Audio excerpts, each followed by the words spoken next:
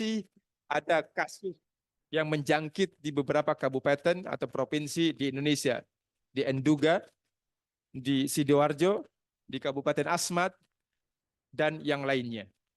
Maka pencegahan polio seperti tersebut di atas secara efektif dan efisien sangat mungkin dilakukan melalui imunisasi dengan vaksin polio. Intinya adalah bahwa Islam sejalan dengan perubahan zaman. Islam sangat menghargai ilmu. Islam memiliki jalan keluar, jalan atau solusi dengan caranya berdasarkan panduan Al-Quran dan hadis. Karena dalam Islam ada metodologi ijtihad. Ijtihad ini adalah memberikan hukum yang tidak dijumpai di masa Nabi, tetapi berdasarkan teks-teks agama yang tersedia, yang secara umum sudah mencakupi itu semua. Karena dalam pandangan agama, khususnya agama Islam, semua hal telah disinggung. Kitab fikih itu bukan cuma 1-2 jilid. Satu judul saja bisa berjumlah 30 volume. Dengan satu volume seperti ini. Itu satu judul dari satu ulama. Sedangkan kitab fikih dari sejak zaman tabi'in hingga hari ini itu ribuan jilid dan ribuan ulama yang telah menyusun dengan perkembangan-perkembangan dan inovasi-inovasi berdasarkan kaidah klasik yang ada. Jadi tidak melepaskan teks agama. Disimpulkan hukum baru dari teks-teks yang lama yang tersedia dan tidak bertentangan dengan teks agama. Maka apa yang dijalankan oleh kita semua, baik muslim maupun non-muslim, sesungguhnya telah sejalan dengan ajaran agamanya. Demikian, wal afu minkum, billahi taufiq wal hidayah, wal ridha wal inayah, wallahul muwaffiq ila aqwamit thariq. Assalamualaikum warahmatullahi wabarakatuh.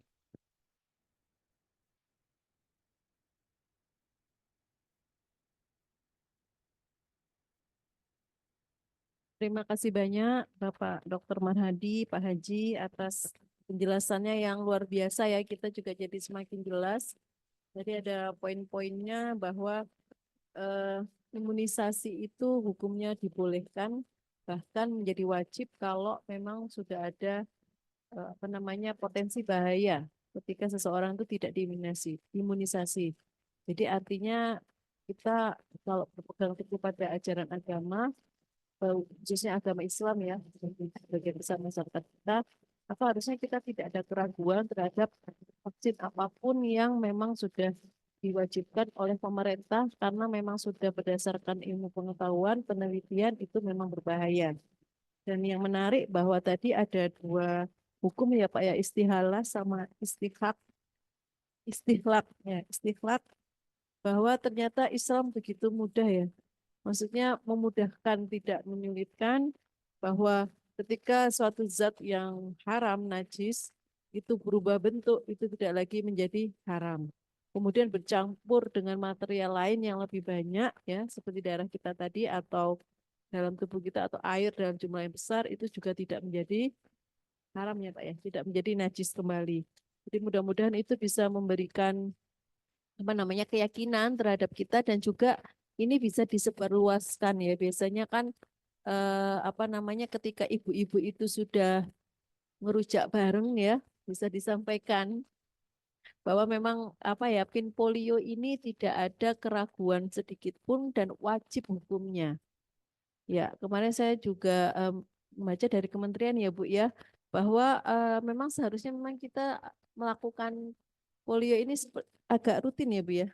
Sepertinya ya, ada booster-booster gitu ya pada usia 2, 3, 4 bulan, kemudian di booster kembali usia 4 sampai 6 tahun supaya kita menjadi kebal. Karena sekali lagi polio ini meskipun orang tersebut tidak bergejala ya Bu, itu bisa menularkan kalau memang di dalam tubuhnya itu ada ya karier polio. Jadi ada virus polionya itu dia bisa menularkan dan itu sangat berhubungan dengan kehigienan ya, kebersihan dari seseorang. Ketika misalnya orang tersebut karena polio itu menularnya adalah lewat droplet dan juga lewat air liur, terus lewat BAB ya lewat kotoran. Kalau misalnya dia tidak mencuci tangan yang bersih dengan sabun pasca BAB, terus kemudian dia menyentuh makanan yang dihidangkan bersamaan dengan anggota keluarga yang lain, maka kemungkinan besar anggota keluarga itu juga akan terinfeksi. Dan yang terinfeksi bisa tidak bergejala, bisa menjadi sakit, bisa sakit berat menjadi lumpuh dan radang otak, ya kan? Bisa juga menyebabkan kematian karena bisa menyebabkan kelumpuhan pada otot-otot pernafasan. Mungkin itu sekilas. Jadi memang kalau sudah tahu bahwa vaksin ini halal, maka kita tidak ada keraguan harus wajib melakukan. Dan nanti ini sasaran polionya adalah anak usia 0 sampai 7 tahun ya. 0 sampai 7 tahun. Jadi artinya memang kita nanti anak sampai kelas 2 SD ya, itu harus semua dilakukan vaksinasi polio. Nah, untuk terima kasih Bapak Marhadi.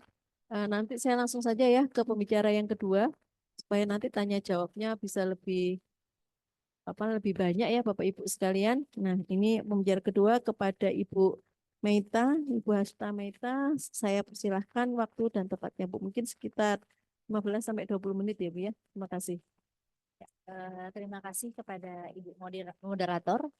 Baik, saya namanya Hasta Meita, tapi Bapak Ibu bisa memanggil saya Meita. Tadi sudah diperkenalkan, saya dari Direktorat Pengelolaan Imunisasi Kementerian Kesehatan. Mungkin, ya, bisa slide awal, bisa masuk slide 3.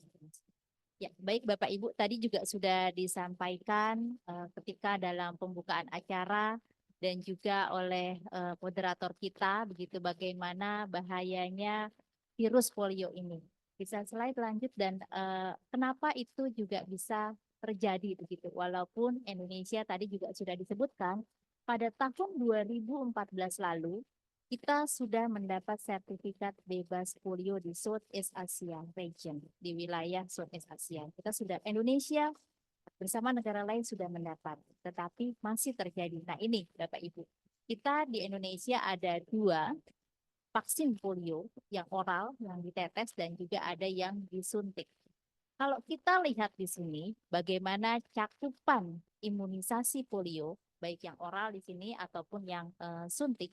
Kalau kita lihat di sini yang oral memang sudah ada yang 90%, waktu itu data berdasarkan manual, tetapi kemudian menurun di 2020 ya menjadi 80-an%. Itu kita tahu 2020 terjadi penurunan karena memang pada saat itu situasi pandemi COVID-19 dan juga banyak fasilitas pelayanan kesehatan yang tutup sehingga juga masyarakat khawatir ya ketika harus pergi ke posyandu ataupun fasilitas pelayanan kesehatan.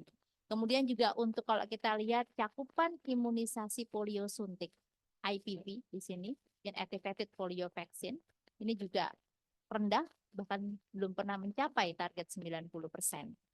Nah ini juga yang menjadi tantangan kita kenapa akhirnya terjadi KLB polio, karena cakupan imunisasi yang rendah ini. Lanjut. Cakupan imunisasi polio yang rendah ini itu secara nasional. Bisa jadi di beberapa provinsi misalnya Yogyakarta bagus, DKI Jakarta bagus. Tetapi karena tidak merata, karena konsep imunisasi ini harus equity, harus merata, tidak boleh ada kantongnya. Cakupannya kalau yang satu tinggi, yang lain harus tinggi juga, sehingga tidak ada kantongnya. Nah ini Bapak Ibu, ini adalah data nasional yang tentunya kalau kita breakdown lagi menjadi data per kabupaten kota di seluruh Indonesia kita punya 514, itu masih banyak yang merahnya begitu. Lanjut. Ya, ini konsep kekebalan kelompok herd immunity. Bapak Ibu juga pasti sudah banyak mengenal ketika kita kemarin vaksinasi COVID ya. Nah, ini bagaimana kerja vaksin. Ini kalau kita lihat di sini yang merah itu orang yang tidak diimunisasi, sakit dan menularkan penyakit. Yang kuning ini belum diimunisasi, tapi dia sehat. Kan ada ya orang belum diimunisasi tapi kelihatan sehat. Yang kedua sudah diimunisasi, yang warna biru dia sudah imunisasi dan sehat. Nah kalau kita lihat di sini yang warna kuning di gambar yang paling atas itu adalah yang belum diimunisasi tapi sehat, tapi beresiko. Tapi kemudian di tengah-tengah kelompok itu ada yang orang merah, orang nggak diimunisasi sakit. akhirnya karena yang kuning ini belum dilindungi, maka ketika berdekatan dengan orang yang sakit akan menjadi tertular, menyebar. Kemudian yang kedua, di kolom yang baris yang kedua, itu ada sebagian orang yang sudah diimunisasi, tapi hanya sebagian saja, sedikit. Banyaknya yang belum justru, yang warna kuning. Kemudian ada yang warna merah, orang yang sakit. Akhirnya menjadi ikut sakit. Karena apa? Karena lebih banyak orang yang belum mendapat imunisasi atau yang warna kuning. Akhirnya menjadi sakit. Kemudian yang sudah diimunisasi, yang warnanya biru, kalau orang-orang lebih banyak yang diimunisasi, walaupun di situ ada 1-2 yang sakit, tetapi terproteksi. Itulah kenapa imunisasi dapat melindungi kekebalan kelompok yang ada di masyarakat di lingkungan kita. Jadi konsep imunisasi adalah seperti itu, tidak bisa tetangga kita sudah, kemudian tetangga kita belum, kemudian sebelahnya lagi belum. Jadi konsepnya adalah harusnya yang seperti baris ketiga, lebih banyak orang yang diimunisasi. Jadi cakupannya tinggi dan merata. Itu yang konsep untuk kekebalan kelompok dan bagaimana vaksin ini bekerja. Lanjut. Nah, Bapak Ibu tadi juga sudah disampaikan di awal bahwa kita ada kasus-kasus polio di Indonesia. Walaupun kita 2014 sudah dinyatakan free polio, bebas polio, tapi ternyata karena cakupan imunisasi kita terus-menerus rendah, begitu banyak kantongnya, maka pada tahun 2022 lalu, itu juga sudah berdasarkan hasil pemeriksaan laboratorium, di Aceh ditemukan ini pada anak sehat, tapi dia ada di dalamnya CVD-PV atau polio tipe 2. Kemudian juga ada anak yang sakit juga ditemukan dan ditemukan juga lumpuh layu begitu ya. Kemudian di Jawa Barat kita temui Jawa Barat berdekatan ya dengan Jakarta. Sangat dekat begitu. Itu juga ditemukan kasus polio. Kemudian di Jawa Timur, kemudian ada lagi di Jawa Tengah. Kemudian kita kemarin terakhir juga di Papua. Di Papua saat ini juga sedang dilakukan pemberian imunisasi polio dengan 2 putaran. Sudah mulai sejak 27 Mei lalu.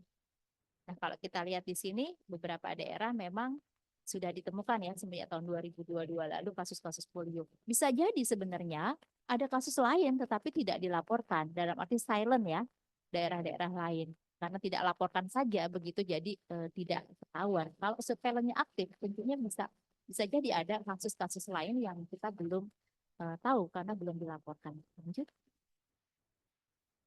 Nah, Bapak Ibu, nah ini adalah dokumentasi kasus polio di Indonesia. Mungkin Bapak Ibu juga sudah sering melihat pemberitaan, kemudian juga ya kita tahu ya poliomyelitis ini dapat menular karena ada virus polio yang tadi. Dia menyerang sistem saraf dan dapat menyebabkan kelumpuhan mendadak, kecacatan, cacatnya seumur hidup, bahkan kematian karena akibat kelemahan pada otot pernapasan. Nah, lanjut lagi, ini adalah beberapa kasus polio juga di Indonesia. Bapak Ibu mungkin pernah melihat ya kasus-kasus mungkin di jalan ataupun di mana gitu ada anak lumpuh layu atau ada orang tua ya yang mungkin waktu kecilnya terkena virus polio sehingga kakinya mengecil begitu ya. Nah, ini juga ada kasus-kasus lain yang kita bisa di sini gambarkan bagaimana polio itu sangat berbahaya, bisa menular, terutama untuk anak-anak yang tidak memiliki kekebalan terhadap penyakit polio. Nah, banyaknya ini ditemukan pada anak usia di bawah 5 tahun. Tapi polio ini tidak memandang. Ada juga yang kata tadi waktu kita lihat datanya ada yang usia 7 tahun, seperti itu ya. Jadi pada prinsipnya memang banyak terjadi pada anak usia di bawah 5 tahun karena tidak memiliki kekebalan terhadap penyakit polio dan juga dapat terjadi pada semua kelompok umur. Lanjut. Nah, bagaimana kasus polio di luar? Di luar negeri juga ada kasus-kasus polio. Ini kita kalau lihat, memang kalau polio itu menyerang susunan saraf pusat manusia. Apabila yang diserang saraf motorik, alat gerak ya, maka dia manusia itu bisa lumpuh layu tiba-tiba. Nah, ini juga ada kasus yang kalau kita lihat di bagian bawah ini bernapasnya begitu dengan menggunakan paru-paru besi. Jadi kalau kita lihat ini adalah kasus di luar negeri ya. Waktu itu dia usianya waktu 6 tahun dia terkena polio. Kemudian dia masih hidup sampai usia 78 tahun dan baru saja meninggal. Ini adalah Paul Richard Alexander. Dia penderita polio yang hidup di dalam paru-paru besi. Jadi keinginannya untuk hidup ya, dia pakai paru-paru besi untuk tetap bisa bertahan walaupun hanya kepalanya saja yang bergerak. Ini yang di bawah. Gitu. Jadi kalau Bapak Ibu pernah buka YouTube itu ada siapa namanya Paul Richard Alexander, dia bernapasnya dengan besi, dengan paru-paru besi. Ya, lanjut. Nah, bagaimana kebijakan Pekan Imunisasi Nasional Polio ini di Indonesia? Bapak Ibu tentu sudah pernah membaca ya, sudah menerima adanya surat edaran juga ya dari Menteri Dalam Negeri. Kalau kita lihat tadi berdasarkan data cakupan yang rendah, kalau kita lihat di sini, kita juga melakukan assessment bersama Badan Kesehatan Dunia, WHO. Itu kalau kita lihat ternyata sebagian besar, ini kebakaran ya, merah begitu ya, provinsi berisiko tinggi, khususnya untuk polio tipe 2. Karena apa? Karena tadi cakupan imunisasi IPV-nya yang polio suntik ya waktu tadi di slide awal itu sangat rendah sekali. Paling tinggi hanya 70-an% tadi kalau kita lihat. Jadi kenapa sangat kita memiliki. Nah, WHO merekomendasikan untuk dilakukan pemberian vaksin polio tetes NOPV2. NOPV2 ini kita tahu di vaksin polio yang kita gunakan rutin, yang sekarang rutin ya, itu ada mengandung P1, P2, dan P3. Tetapi karena kita berisiko untuk polio tipe 2, maka yang akan digunakan pada Pekan Imunisasi Nasional besok yang dimulai tanggal 27 adalah yang tipe NOPV2. Yang tipe 2, yang oral. Dan ini hanya digunakan hanya ketika respon KLB polio tipe 2. Nanti kalau sudah selesai PIN-nya dan kita di assessment, nanti akan ada asesor gitu, akan menilai apakah kita masih beresiko dan tidak ditemukan lagi kejadian luar biasa polio atau kasus-kasus polio, maka itu sudah tidak kita gunakan, kita akan tarik. Begitu ya. Nah, berdasarkan rekomendasi Badan Kesehatan Dunia, UNICEF, dan juga Komite Imunisasi Nasional, harus dilakukan pemberian sebanyak 2 tetes untuk NOPV dan itu seluruh Indonesia. Jadi yang akan dilakukan pada 23 Juli besok itu hanya di 27 provinsi. Ini provinsi yang memang belum. Karena seperti Jawa Barat, kemudian Aceh, kemudian Jawa Timur, Jawa Tengah yang tadi sudah ditemukan kasusnya duluan itu sudah kita lakukan pada tahun 2023 lalu, 2002 sampai 2023 lalu sudah selesai. Jadi ini adalah sisa provinsinya. Karena kita lihat bagaimana sekarang alat transportasi pesawat itu lebih cepat dari masa inkubasi penyakit. Ya, kita dalam waktu 30 menit, 50 menit sudah sampai Bali. Kita hanya sampai 1 jam sudah sampai di Singapura. Dalam waktu 4 jam sudah sampai di Thailand, gitu ya.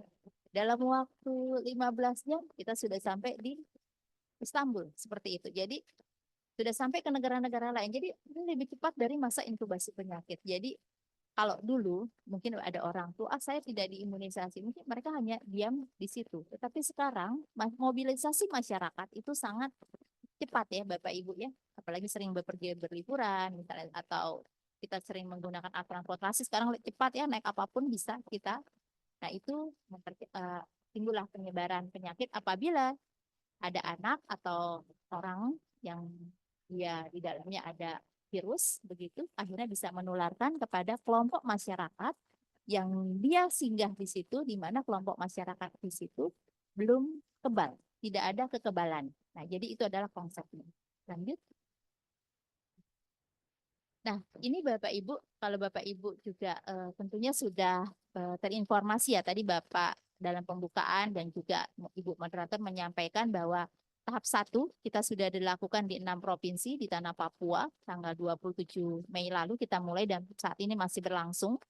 Kemudian itu sasarannya sama dengan 27 provinsi yang akan kita lakukan nanti di 23 Juli usianya 0 sampai 7 tahun tanpa melihat status imunisasi sebelumnya.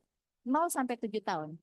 7 tahun 5 bulan itu tetap menjadi sasaran kita. 7 tahun 11 bulan itu tetap menjadi sasaran kita. 7 tahun 11 bulan 29 hari itu juga masih menjadi sasaran kita. Jadi yang masih menjadi sasaran kita adalah anak itu belum umur 8 tahun kurang sehari, itu masih menjadi sasaran kita. 8 tahun kurang sehari ya Bapak Ibu, karena yang sering masih ditanyakan kepada kita, Bu, ini anaknya sudah lewat 7 tahun, itu tetap masih menjadi sasaran kita ya Bapak Ibu. Jadi 7 tahun lewat, yang penting belum lewat 8 tahun, itu menjadi sasaran untuk diberikan 2 tetes manis polio, imunisasi polio. Nah, itu dilakukannya sebanyak 2 putaran. Jadi setiap anak akan mendapat 2 dosis imunisasi polio. 1 dosisnya 2 tetes, gitu ya. Nah, jarak interval pemberian antara dosis pertama dan dosis kedua adalah 2 minggu. Minimal 2 minggu, maksimal 4 minggu. Kenapa 2 minggu? Kalau misalnya untuk daerah-daerah seperti Jawa Barat, DKI Jakarta, tidak sulit ya daerahnya ya, tentunya akan mudah untuk masyarakat cepat mengakses dan juga kita bisa mengejar anak-anak ini sehingga jangan sampai ada kantongnya, ada drop out begitu ya. Kalau udah dapat dosis 1, kemudian kita kejar nanti 2 minggu lagi, anak tersebut pastikan mendapat dosis keduanya sehingga dia mendapat perlindungan yang lengkap, yang optimal. Lanjut. Lanjut.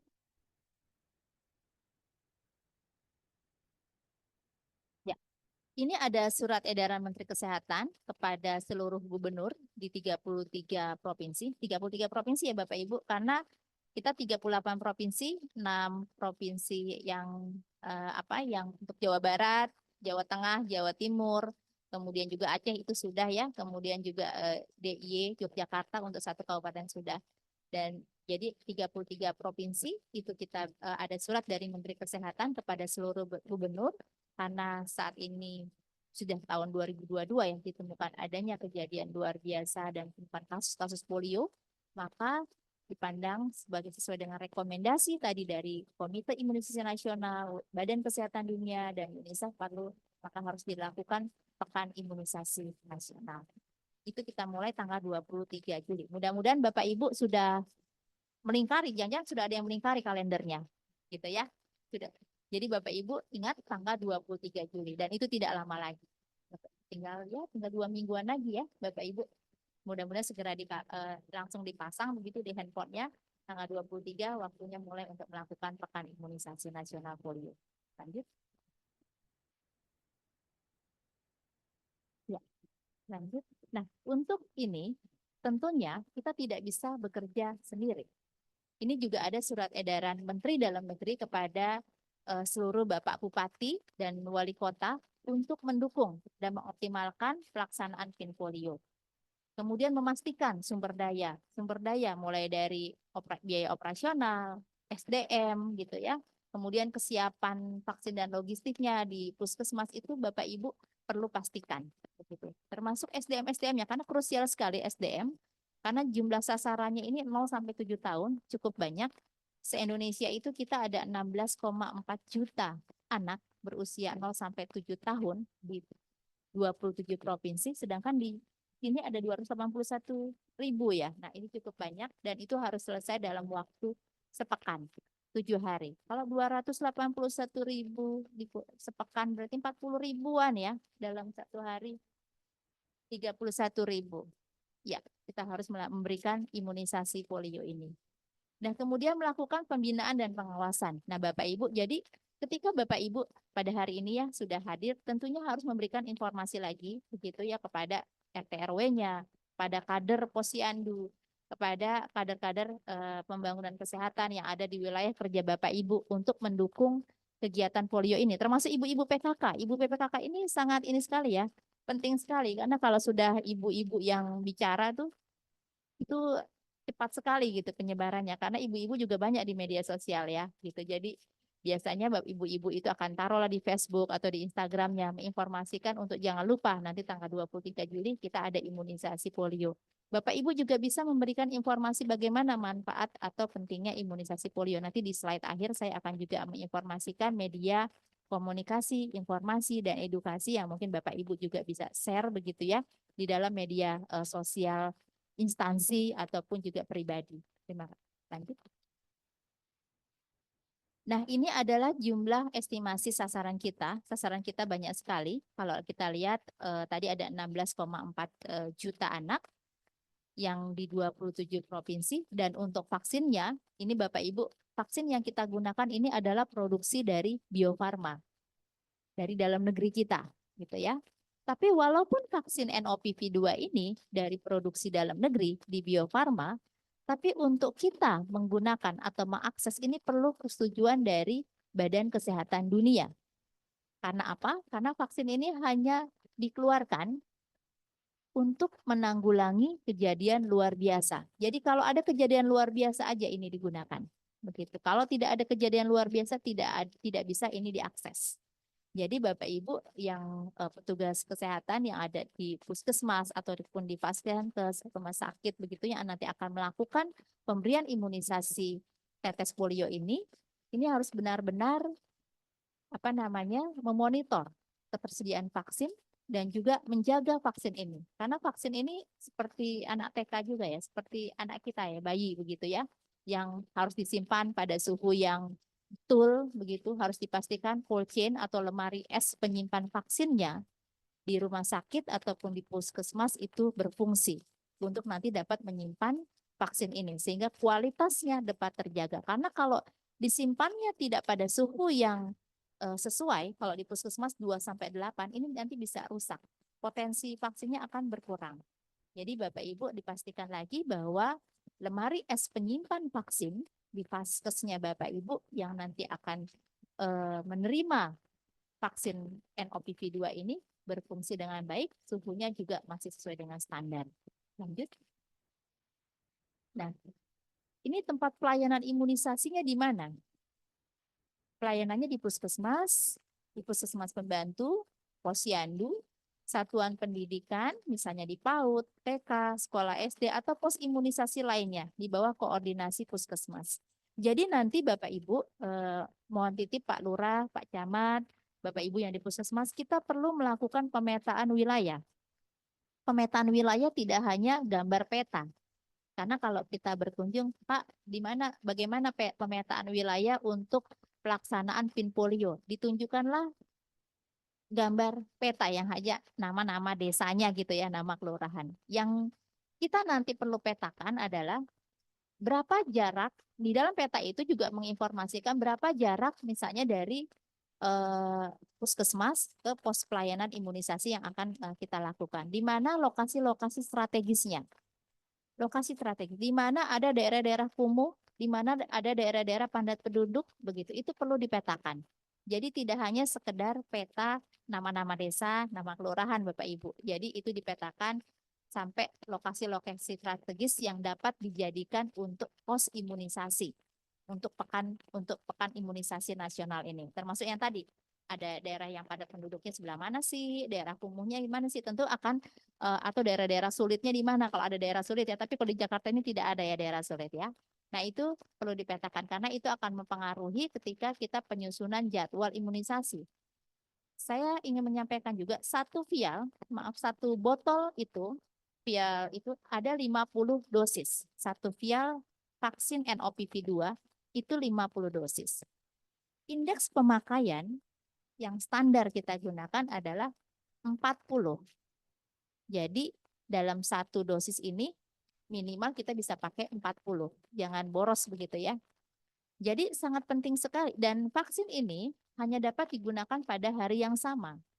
Untuk besoknya dibuang, Bapak Ibu. Tidak bisa digunakan dalam arti sudah menjadi limbah. Jadi sangat penting sekali bagaimana memobilisasi sasaran supaya ada di lokasi pos imunisasi supaya kita tidak banyak vaksin yang terbuang. Karena akan ada nanti setelah kita selesai PIN imunisasi nasional ini, pekan imunisasi nasional ini ada asesor. Asesornya itu dari luar juga akan mengecek bagaimana indeks pemakaian vaksin kita, apakah boros atau tidak. Gitu. Jadi sangat penting peran dari Bapak Ibu Pak Camat, Pak Lurah, Ibu-Ibu kader di RT RW untuk membantu untuk melakukan mobilisasi masyarakat yang memiliki anak usia tadi 0 sampai 7 tahun untuk ada di pos imunisasi sehingga nanti oh ini anaknya sudah terkumpul bisa kita buka vaksinnya kemudian kita bisa beri tetes gitu ya. Khawatirnya nanti kalau vaksinnya sudah dibuka yang kumpul hanya 10. Satu harian nggak ada lagi. Akhirnya vaksinnya banyak yang terbuang gitu ya. Lanjut. Nah, ini strategi yang dilakukan tadi saya sudah menyampaikan sekilas bahwa sangat perlu untuk pendataan sasaran. Kita sudah ada data sasaran absolut sudah ada, tetapi belum by name by address. Yang diperlukan nanti ketika kita dalam pekan imunisasi nasional ini menggunakan aplikasi Sehat Indonesiaku, jadi by name by address. Jadi sangat perlu Bapak Ibu untuk melakukan pendataan sasaran by name by address. Gitu ya, berdasarkan nama dan alamatnya. Ada berapa? Apakah di wilayah saya misalnya ada 100? Nah, itu apakah 120? Karena itu sangat mempengaruhi nanti di puskesmas berapa vaksin yang harus tersedia. Jadi jangan sampai 120 tapi vaksinnya hanya 2 vial. Kan kurang ya. Gitu. Jadi pendataan sasaran sangat penting sekali ketika nanti di Dinas Kesehatan Provinsi, Kabupaten Kota, termasuk puskesmas, berapa vaksin yang dibutuhkan, termasuk berapa SDM-nya yang dibutuhkan. Bidannya berapa atau perawat, siapa yang memberikan, termasuk kadernya butuh berapa, kan tentu perlu pendampingan kader di dalam pos imunisasi. Kemudian operasional pelaksanaan melalui posyandu, puskesmas maupun imunisasi lainnya, ada berapa sih TK, SD, atau sekolah PAUD. Nah, itu juga bunyi di dalam Bapak ketika Ibu melakukan pemetaan wilayah. Kemudian diperlukan melakukan pendampingan teknis, monitoring harian. Nah, ini juga sudah disebut ya kalau Bapak Ibu di dalam SK surat edaran dari Bapak Menteri Dalam Negeri kepada Bapak Gubernur dan Ibu dan Bupati bahwa kita melakukan pendampingan teknis. Kalau perlu kita melakukan monitoring evaluasi bersama begitu ya. Apakah sudah berjalan? Apakah berjalannya sesuai dengan SOP-nya? Apakah sudah mencapai target? Sama ketika waktu kita pengalaman vaksinasi COVID ya Bapak Ibu, tentu Bapak Ibu terus dimonitor ya targetnya ya. Apakah hari ini sudah berapa yang diberikan vaksin COVID pada waktu itu? Sama, ini juga imunisasi nasional seperti itu, harus seperti itu. Jadi kita punya target 281.000 di Jakarta Utara, ditargetkan 31.000 per hari. Nanti ketika teman-teman dari dinas dari Sudinkes begitu ya, apakah hari ini sudah 31.000? Kalau belum akan diabsen ya. Kelurahan atau kecamatan mana nih yang belum? Yang berkontribusi menyebabkan tidak mencapai 31.000. Jadi micro planningnya ini sangat penting sekali sampai di wilayah puskesmas, di wilayah kelurahan. Nah, apa sih hambatannya? Tadi kita juga sebutkan sebenarnya banyak ya untuk hambatan-hambatan misalnya seperti resistensi masyarakat, isu negatif mengenai vaksin, khawatir terjadi kejadian ikutan imunisasi, isu negatif lain juga ada halal haram vaksin. Tadi alhamdulillah dari Majelis Ulama Indonesia sudah menyampaikan bagaimana pemberian imunisasi polio berdasarkan perspektif pandangan Islam. Kemudian asumsi masyarakat bahwa Indonesia sudah bebas polio karena sudah pemberitaannya sudah masif ya bahwa Indonesia itu sudah bebas polio semenjak 2014. Karena kita terlena, kita dibilang sudah bebas, cakupan imunisasi kita tadi kita lihat itu rendah ya. Sehingga tidak ada kekebalan kelompok. Sudah dianggap tidak penting lagi.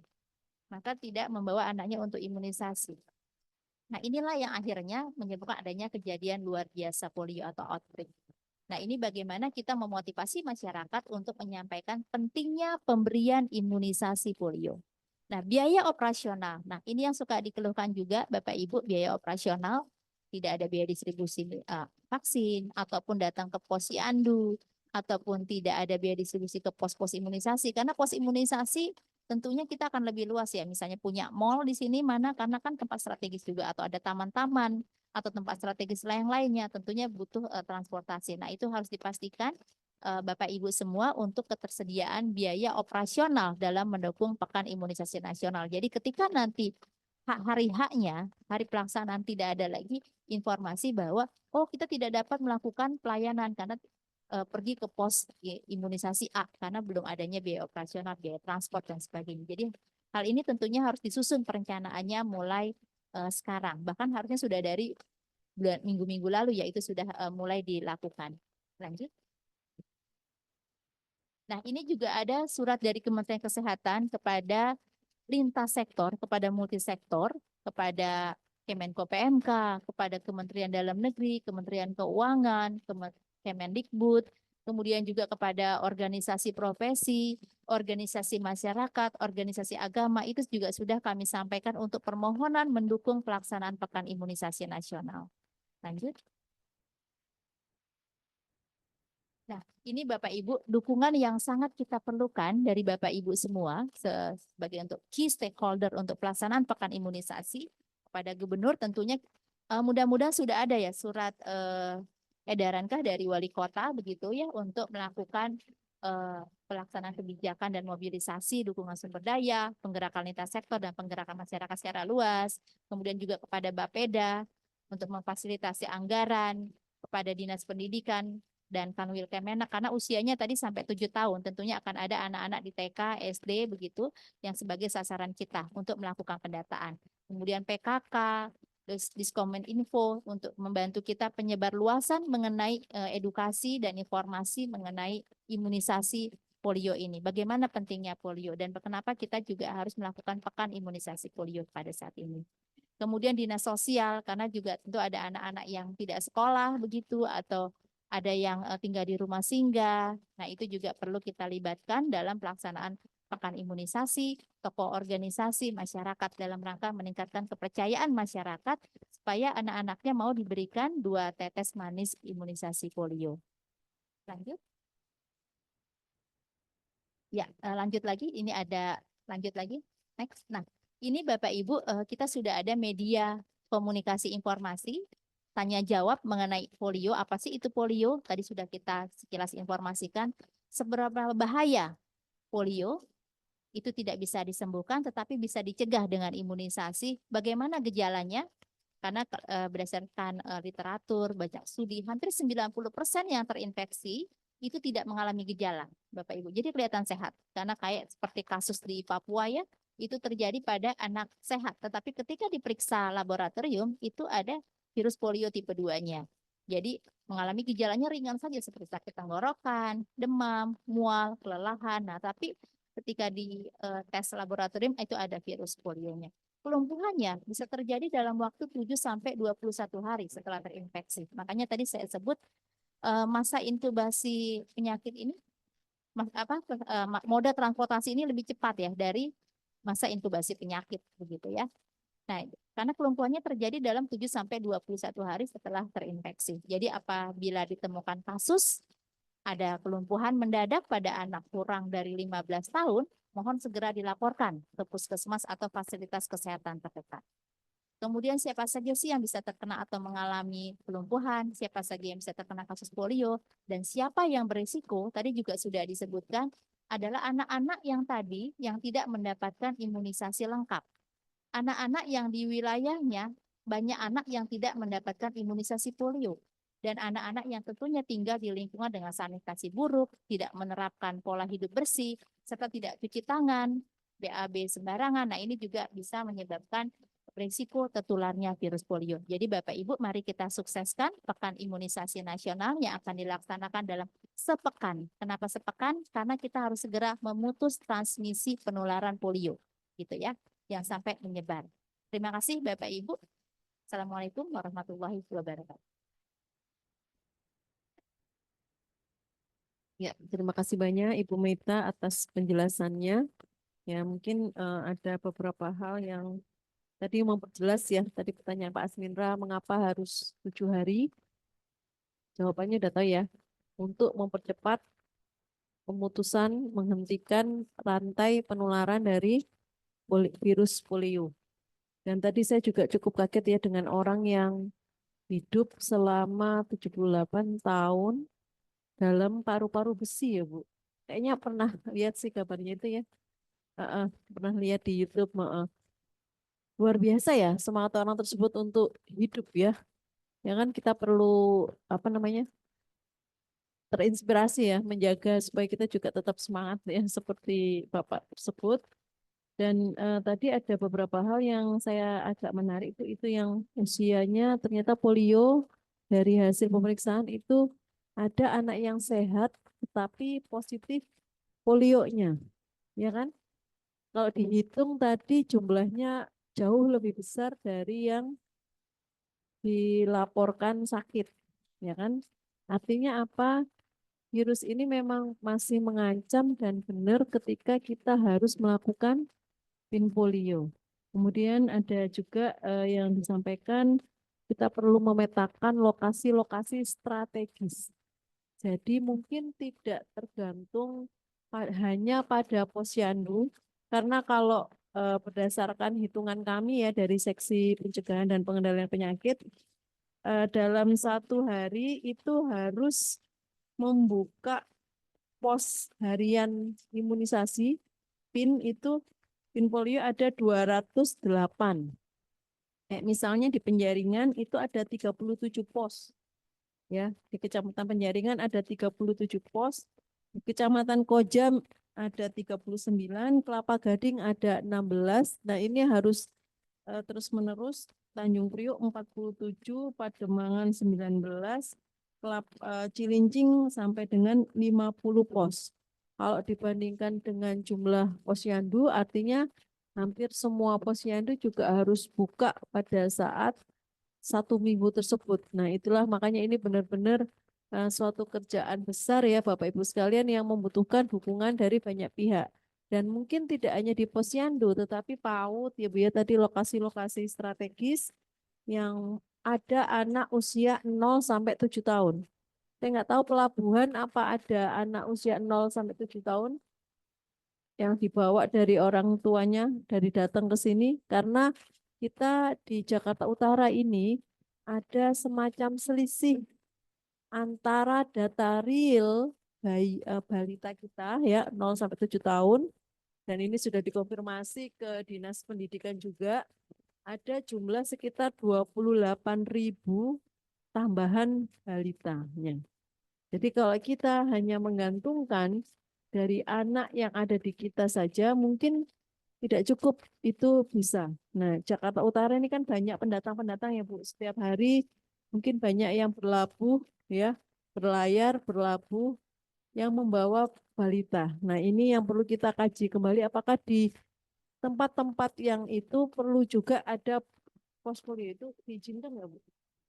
Siapapun yang mau datang ke Jakarta Utara tetesin, ya kan? Ya, tapi nanti seminggu kemudian harus di tracking, ya kan? Itu persoalannya ya. 2 minggu lagi harus dicek lagi dia harus datang untuk mendapatkan tetesan polio. Karena tadi dibilang bahwa inkubasinya lebih lama daripada perjalanan yang ya moda transportasinya, ya kan itu benar-benar ini kita ya, highlight kita ya, transportasi bisa sangat cepat, sedangkan virus polionya masih inkubasi. Makanya kenapa kita harus netes itu ya. Dan Jakarta Utara ini pintunya banyak sekali. Tidak cuma udara, laut, darat, semuanya lengkap. Ada semua di Jakarta Utara. Kemudian juga tadi terkait dengan surat edaran wali kota, nanti kita akan melanjutkan ya Bu. Terima kasih atas masukannya ya tadi. Memang untuk surat edaran ini akan sedang berproses untuk kita laksanakan ya, supaya memang menguatkan di tingkat jajaran para aparat untuk melaksanakan PIN polio. Mungkin itu tadi Bapak Ibu sekalian, ada yang mau memberi bertanya ya silakan dari PPNI ya Mas. Ya, silakan. Terima kasih, Bu Moderator. Assalamualaikum warahmatullahi wabarakatuh. Izin perkenalkan, nama saya Rizky Febrian Pratama, Ketua PPNI Jakarta Utara. Mungkin pertanyaannya enggak mengenai materi yang tadi disampaikan ya Bu. Ini langsung ke teknis saja karena tadi saya tanya bahwa ini adalah pertemuan dan mungkin langsung action ya. Nah mungkin seharusnya ini lebih ke teknis yang kita bahas. Yang pertama yang ingin saya sampaikan terkait dengan insya Allah dari PPNI mendukung penuh terkait dengan program ini, di mana memang kita selalu dilibatkan dalam program-program pemerintah khususnya di bidang kesehatan. Perlu diinformasikan bahwa saat ini PPNI mempunyai keanggotaan sebanyak 7.811, di mana kita mempunyai 35 DPK yang insya Allah secara ketenagaan ini bisa untuk kita terjunkan dalam rangka mensukseskan program PIN ini. Namun ada mungkin Ibu juga dari Kemenkes ya, mumpung lagi di sini. Yang perlu saya sampaikan yang pertama, kegiatan-kegiatan sebelumnya kami itu selalu memberikan reward kepada perawat terkait dengan program itu berupa SKP. Nah, namun saat ini SKP kan dikeluarkan sekarang langsung dari Kemenkes ya, Bu. Sekarang organisasi profesi sudah tidak lagi mengeluarkan SKP. Nah, ini SKP ini yang biasa kami berikan itu untuk mendorong perawat-perawat ini aktif dalam kegiatan PKB. Karena di perawat ini ada kewajiban yang harus mereka lakukan yaitu adalah PKB. PKB itu terdiri dari pelayanan di rumah sakit, kemudian kegiatan keilmiahan, dan yang ketiga adalah pengabdian pada masyarakat. Dan tentunya ini juga dari pendidikan juga mewajibkan untuk tridharma perguruan tinggi. Nah, ini mungkin bisa juga sekaligus dari pendidikan menerjunkan mahasiswanya untuk melakukan tridharma yang memang tridharma ini juga penting bagi pendidikan perguruan tinggi.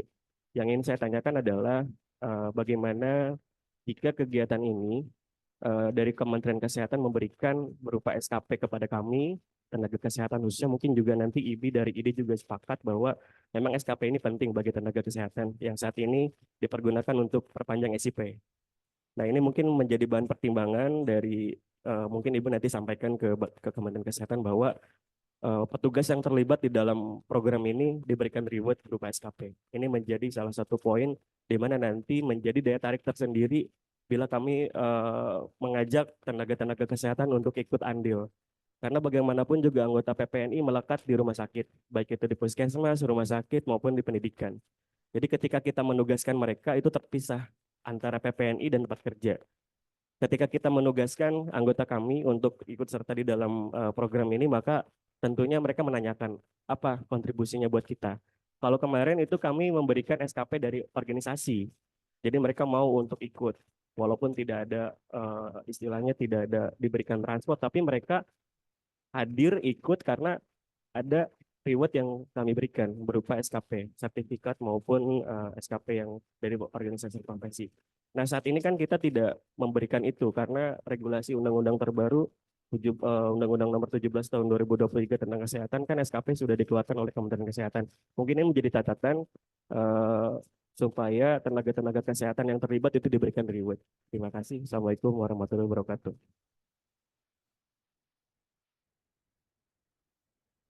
Terima kasih Pak atas pertanyaannya. Dan saya langsung ke Bu Meta ya. Terima kasih Bapak Ibu. Terima kasih tadi dari PPNI yang berkomitmen untuk mendukung pelaksanaan Pekan Imunisasi Nasional, dan Bapak Ibu semua yang hadir di sini. Dengan hadirnya di sini ini menunjukkan komitmen Bapak Ibu untuk mendukung Pekan Imunisasi Nasional. Terima kasih banyak Pak untuk masukannya. Memang ini sangat penting sekali ya untuk ketika nanti memperpanjang SIP-nya atau STR bagi tenaga kesehatan dalam sesuai dengan profesinya. Itu kami akan sampaikan ke Direktorat Jenderal Tenaga Kesehatan, Pak. Gitu untuk masukan ini tentunya nanti bukti misalnya ya sudah membantu pelaksanaan PIN ini, tentunya akan ada surat tugasnya yang itu bisa diupload, dan apakah nanti dengan mengupload surat tugas mendukung pelaksanaan pekan imunisasi sebagai salah satu bentuk pengabdian masyarakat dapat mendapatkan SKP berapa GPL seperti itu.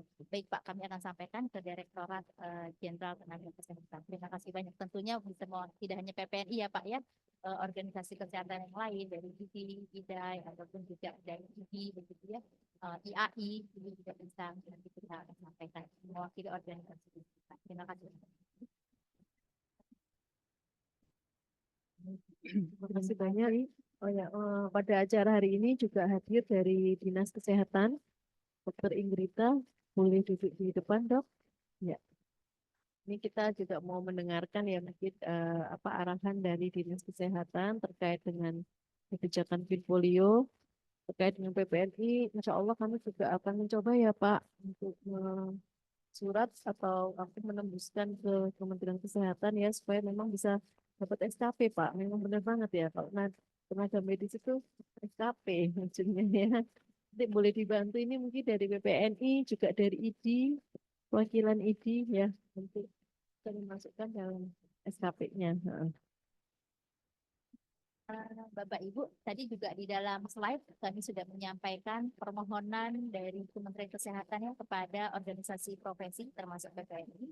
Boleh juga merespon Pak surat kita begitu bahwa PPNI atau IDI atau IDAI organisasi profesi menyampaikan berkomitmen untuk mendukung pekan imunisasi nasional ini, dan juga boleh disounding Pak ya, untuk SMPI juga sebagai dasar kita nanti akan diskusikan hal itu dengan Direktorat Jenderal Pendidikan. Baik, terima kasih. Penyampaian Mungkin ya, Pak. kemarin suratnya ke pusat ya Bu.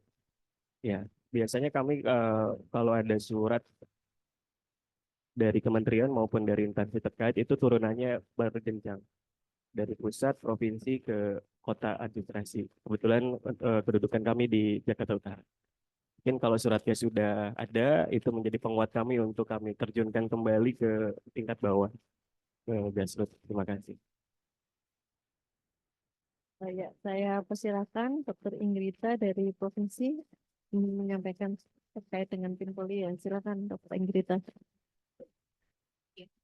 Terima kasih, Dr. Ika. Assalamualaikum warahmatullahi wabarakatuh. Selamat pagi Bapak Ibu sekalian. Kan saya Dr. Ingrita Wismardeni, pengelola program imunisasi Dinas Kesehatan Provinsi DKI Jakarta. Pagi hari ini saya menyampaikan salam dari Bapak Ibu pimpinan saya.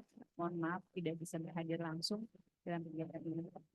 Pada prinsipnya kami dari Provinsi DKI Jakarta sudah menyelenggarakan advokasi dan sosialisasi pada tanggal 19 Juni lalu. Itu mengundang seluruh jajaran bekerjasama dengan Biro Kesos. Pada saat itu mungkin masih gambaran overview awal atau gambaran umum dan strategi apa saja yang harus dilaksanakan. Di situ juga kami sudah menyampaikan target yang harus dicapai setiap harinya dari para kota, kecamatan, ataupun kelurahan. Tadi kemarin juga kami sudah berdiskusi lengkap, diskusi teknis dengan Ibu Wakil Kepala Dinas yang juga saat ini menjabat sebagai Kepala Bidang P2P, bahwa disampaikan karena ini memang pelaksanaannya 7 hari dan kemudian ini dilaksanakan di akhir minggu, yang dimana Posyandu juga memang sudah pada selesai ya. Berarti adalah yang harus segera dilakukan adalah mitigasi kantong-kantong terbesar anak-anak usia 0 sampai 7 itu ada di mana saja. Kalau memang pada usia-usia segitu kemungkinan besar adalah kantong terbesar ada di PAUD, TK, kemudian TPA tempat penitipan anak, sekolah, dan itu harus dikerjakan segera dalam 3 hari awal.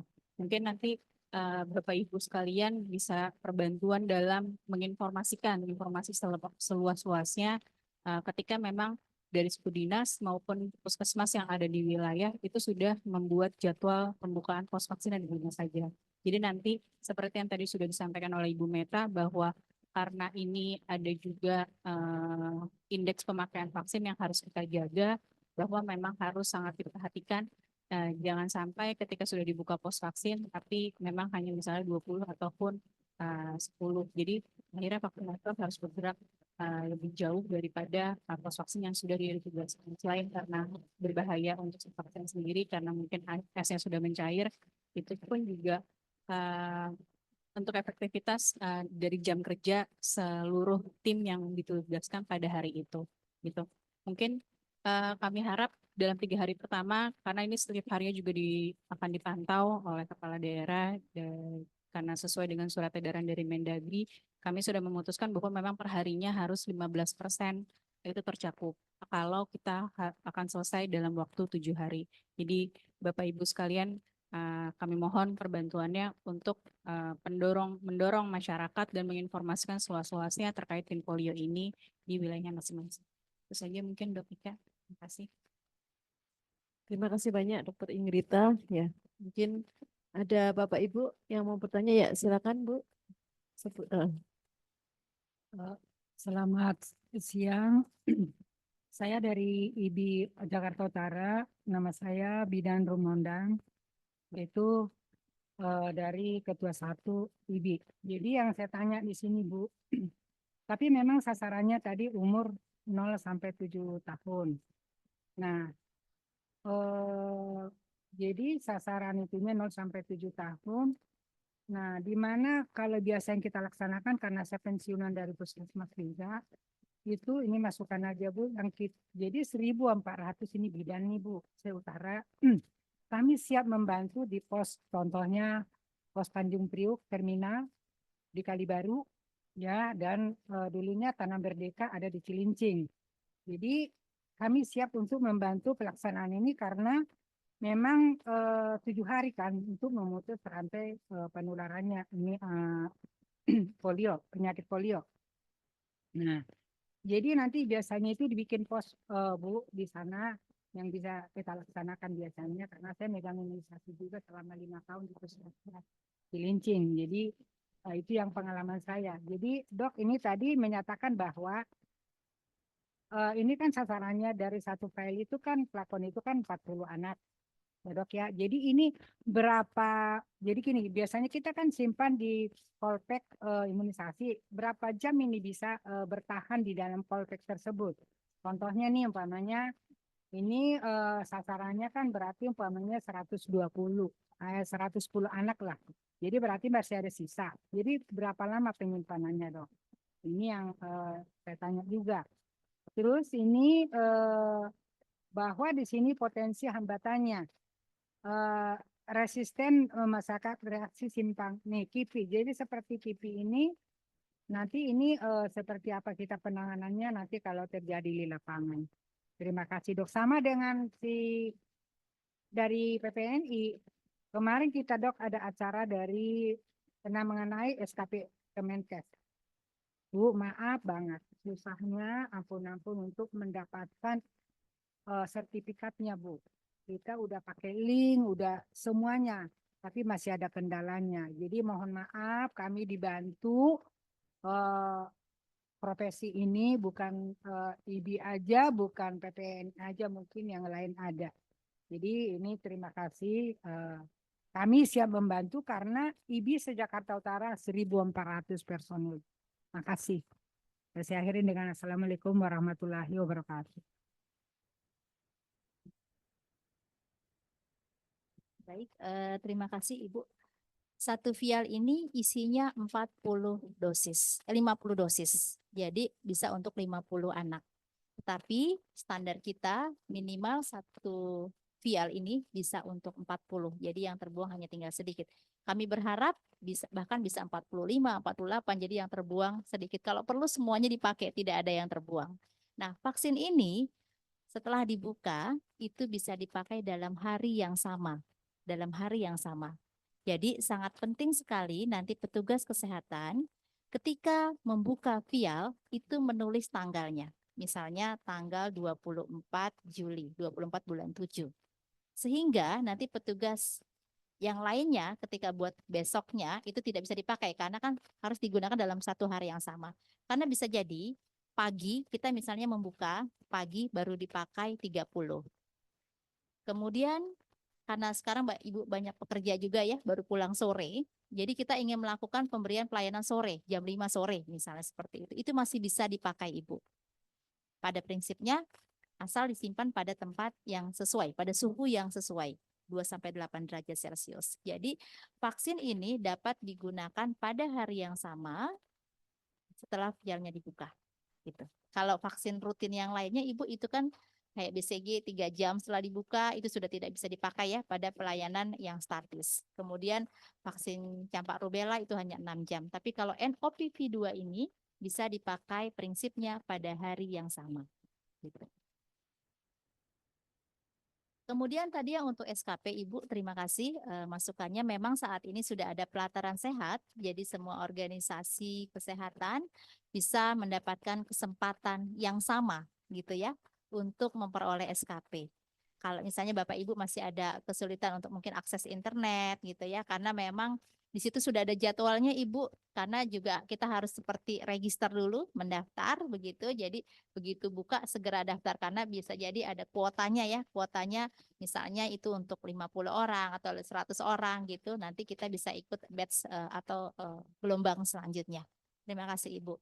Untuk pelaporan surveillance keamanan vaksin atau apabila kejadian ikutan pasca imunisasi, tentunya itu juga sudah ada formulirnya Ibu. Untuk formulir kalau misalnya dilaporkan adanya kejadian ikutan pasca imunisasi dan juga harus segera dilaporkan, juga sudah ada jenjang administratif dan juga sudah ada focal point atau komda yang ditunjuk di setiap daerah. Jadi prinsipnya untuk pelaporannya kalau ada kejadian ikutan pasca imunisasi sama dengan imunisasi rutin lainnya. Nah, itu kemudian yang kita juga perlu vaksin NOPV2 ini juga sudah mendapatkan izin edar BP POM dan juga sudah mendapatkan WHO prekualifikasi yang menunjukkan bahwa vaksin ini adalah aman, berkualitas dan berefikasi. Terima kasih Ibu.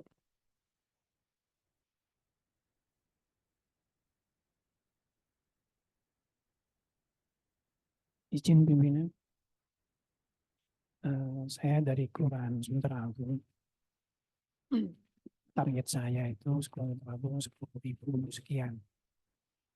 Permasalahannya mungkin bukan hanya di Sunter Agung aja, tapi di beberapa kecamatan, beberapa kelurahan yang banyak warganya itu termasuk di rumahan elit gitu ya, di tertata. Kebanyakan sih kalau di RW tertata ini, itu anak-anaknya nggak mau ke posyandu. Dia larinya ke klinik-klinik atau ke rumah sakit yang terdekat yang lebih besar. Disitulah biasnya dari data Dukcapil kita 10.000, saya nggak yakin kalau kita melakukan folio, vaksinasi polio bisa tercapai 10.000 karena warga kita yang rumah elit ini belum tentu mau datang. Tetapi di tempat kami ini banyak sekali klinik, banyak sekali rumah sakit. Jadi kalau saya sih berharap supaya ada semacam himbauan atau instruksi untuk klinik-klinik atau bidan atau rumah sakit terdekat di kelurahan tersebut ketika melakukan vaksinasi polio itu meregistrasinya sesuai dengan kelurahan yang terdekat klinik tersebut. Atau bagi warga yang domisilinya di sekitar rumah sakit atau klinik, tetap KTP-nya di luar Jakarta Utara, agar diregistrasinya sesuai dengan dia domisili atau dekat dengan kelurahannya. Sehingga pencapaian target kita bisa lebih terbantu. Memang kesulitan kami itu kontrol untuk klinik-klinik dan rumah sakit ketika kita mengejar target seperti itu. Terima kasih.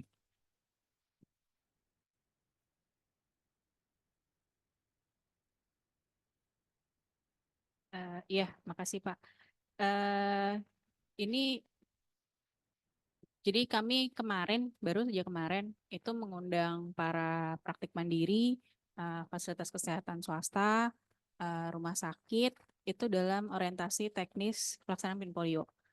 Jadi tidak hanya sebagai bagian daripada penyebarluasan informasi tentang teknis pelaksanaan PIN polio ini, tapi juga memang nantinya dalam surat edaran Kepala Dinas Kesehatan memang kita minta dan kita wajibkan untuk membantu pelaksanaan pekan imunisasi PIN polio. Tapi ketika mereka memang sudah membantu melaksanakan, sudah melakukan pencatatan dan pelaporan ini sudah dibuat dalam satu standar oleh Kementerian Kesehatan dan kami juga akan menjalankan hal sesuai yang diamanahkan. Nah, sekarang mungkin yang bisa saya kasih masukan adalah di tingkat wilayah itu ada suatu grup komunikasi koordinasi yang cepat. Mungkin kayak kita zaman sekarang WhatsApp grup gitu ya. Jadi intinya adalah pelaporan PIN polio ini harian. Dari tingkat unit paling bawah jam 16 sudah dikirimkan ke kota, kemudian maksimal jam 17 dan maksimal 18 itu sudah sampai di tingkat provinsi. Nah, ketika pelaporan cepat ini masing-masing unit pelaksana pos imunisasi maupun di rumah sakit maupun di klinik itu melaporkan kepada tiap pemangku wilayahnya. Bisa puskesmas, tapi di dalam WhatsApp grup itu semua sudah terekap. Jadi misalnya Bapak Ibu Lurah yang ada di sini itu jam 16 tuh sudah harus ibaratnya memastikan bahwa para pelaksana yang ada di wilayahnya itu memang sudah punya angka capaian pelaksanaan PIN polio pada hari itu adalah berapa gitu. Jadi nanti ketika jam 16 ataupun maksimal jam 17 itu sudah punya angkanya dan ternyata memang tidak mencapai target harian, itu dari jam 17 sampai kemudian nanti malam itu sudah bisa dilakukan suatu strategi apakah perlu penambahan strategi baru ataukah memang akan melanjutkan strategi yang sudah dilaksanakan pada hari itu gitu. Itu sama seperti makanya tadi saya bilang 15% per hari karena memang ini kami sampaikan setiap hari sampai dengan ke pusat. Mungkin jangan khawatir dulu kalau kita mau cerita kampanye nasional imunisasi ini bukan pertama kali ini dilaksanakan di DKI Jakarta. Angka 1,2 juta itu memang tinggi untuk DKI Jakarta, tapi kita pernah pada tahun 2017 kita mendapatkan target itu hampir 2 juta pada kecap MR. Pada saat itu kampanye imunisasi MR dengan 3 dosis dan ternyata Provinsi DKI Jakarta juga mampu berhasil untuk mencapai target sesuai yang telah ditetapkan oleh Kementerian Kesehatan. Jadi intinya adalah kampanye imunisasi nasional dengan target yang memang luar biasa tinggi itu sudah pernah dilaksanakan dan memang Provinsi DKI Jakarta selalu bisa memenuhi target dalam waktu yang singkat yang sudah ditetapkan. Jadi Bapak Ibu, saya yakin dengan komunikasi yang kuat dan memang memastikan insya Allah bisa, Pak. Izin saya tangkap, jadi kita mesti pagi atau sore membuat sudah menerima rekap begitu ya. Pertanyaannya apakah kita nggak ada sistem yang merekap secara keseluruhan hari gitu sehingga dari sistem aja kita bisa lihat oh pencapaian hari ini kita sekian, hari ini kita sekian, apa yang harus kita lakukan. Ketimbang harus kita dari kelurahan harus dari pos ke pos ngumpulin angka-angka begitu. Apakah tidak ada sistem yang bisa merekap itu? Terima kasih. Mungkin saya akan menjawab ya Pak sebagai dari P2P ya. Terkait dengan sistem untuk pencatatan dan pelaporan, kemarin kami juga dan teknis kegiatan, kemarin kami sudah ada rapat koordinasi ya, Terayu ya, tanggal berapa ya kemarin? Hari Senin ya, 24 Juni kita ada rapat koordinasi Pak dengan PJ-PJ imunisasi di Puskesmas. Memang rencananya kita akan bikin semacam Google Sheet Pak. Jadi Google Sheet ini kita akan memberikan kepada Puskesmas ya dan melewati kader untuk diisi terlebih dahulu nama-nama balita yang menjadi target sebelum hari H gitu. Jadi kita karena apa? Karena ada sistem yang kita harus masukin yaitu ASIK. Nah, ASIK ini kalau pada saat pelaksanaan tanggal 27 Juli itu 23 Juli itu baru diinput, khawatirnya akan ada masalah gitu ya, karena kan semua sistem diakses pada hari yang bersamaan. Dan itu kan memerlukan ya servernya, jadi itu kan memerlukan penginputan yang cepat. Nah, supaya penginputannya itu bisa lebih cepat, kita membuat semacam Google Sheet. Nah, dari Google Sheet itu akan ketahuan nih, pos ini ada segini balitanya. Pos itu ada segitu. Jadi kita sudah mempersiapkan balitanya, identitas balitanya terlebih dahulu sebelum dilakukan imunisasi. Nanti dari situ mungkin akan langsung dipantau nih. Misalnya di posyandu apa gitu ya. Ini ada 100 balita yang terregister. Tapi pada saat siang hari ternyata baru yang datang segini. Nah, ini yang membutuhkan bantuan dari pihak lintas sektor Pak Lurah ya untuk membantu menggerakkan supaya memang balita ini yang ada di list ini semuanya hadir. Nanti kan jadi ketahuan Pak, siapa yang nggak datang dalam list. Dan ternyata kalau ternyata di lapangan ternyata ada tambahan balita lain, nah itu yang baru bisa dilakukan sweeping pada hari itu selanjutnya. Jadi teknisnya itu adalah hari itu pelaksanaan posyandu atau pos dan hari itu juga dilakukan sweeping ketika memang yang ada di dalam list itu tidak ada. Ya, kita punya begitu. Jadi memang kita mohon bantuan ini untuk para kader, posyandu, PKK untuk membantu segera untuk mengidentifikasi sasaran balitanya. Jadi harus sudah ada di dalam sheet tersebut data balita tersebut supaya kita melakukan pemantauannya cepat. Kita kan kalau pakai ngira-ngira, oh ada segini kan kita nggak tahu. Tapi kalau ada list nama ini, oh ya dia belum datang langsung ke sasarannya Pak gitu. Kalau perlu kita langsung bawa tetesan polionya langsung ya Bu ya. Vaksinnya itu kan boleh ya. Karena vaksinnya ini harus dihabiskan dalam 1 hari, dalam hari yang sama. Makanya ini berbeda ya mungkin ya, tidak bisa disimpan lagi. Jadi kalau udah dibuka sudah harus langsung habis. Jadi memang di pos tersebut dipastikan jumlah balitanya itu tidak kurang dari 40. Nah ini yang membuat kita akhirnya berpikir bahwa memang tempat paling optimal untuk melakukan hal itu ya mau nggak mau adanya di yang banyak populasinya ya ini di Posyandu, di PAUD seperti itu sih. Kalau yang dulu terminal-terminal mungkin jadi agak sulit karena itu tidak bisa diidentifikasi balitanya siapa. Kita masih lebih optimal mengidentifikasi balita-balita yang ada di wilayah kita. Jadi mohon izin ini dalam 2 minggu ke depan sudah bisa di data balita tersebut sudah harus ada di dalam sheet tersebut supaya nanti pada saat pelaksanaan kita lebih mudah untuk melakukan penginputan di ASIK. Mungkin itu Pak Lurah ya. Ya silakan Bu. Heeh.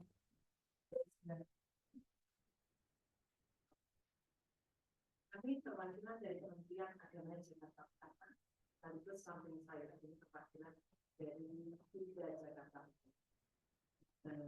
Ibu yang kami hormati, di sini kami ingin menyampaikan tentang teknis pelaksanaan. Dan kita di sini apakah menjemput bola? Apakah kami menunggu petugas dari puskesmas?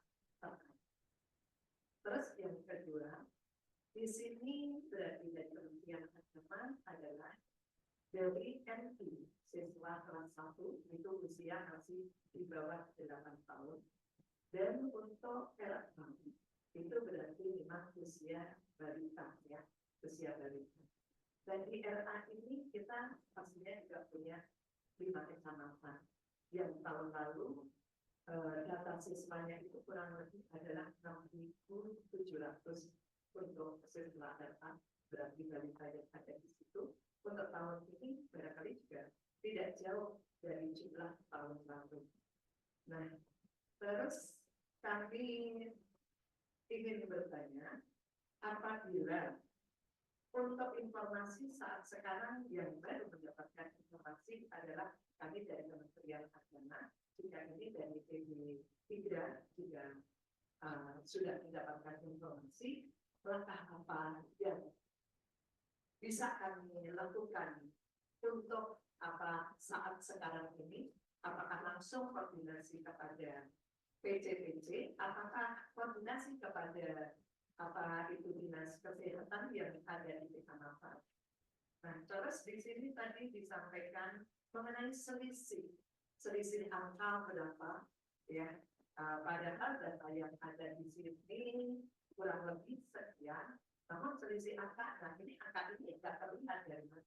Kalau saya melihat dari data yang ada, ini RA itu nggak pernah kayaknya masuk data di dinas kesehatan apa ya? Itu kan adanya PAUD, adanya TK.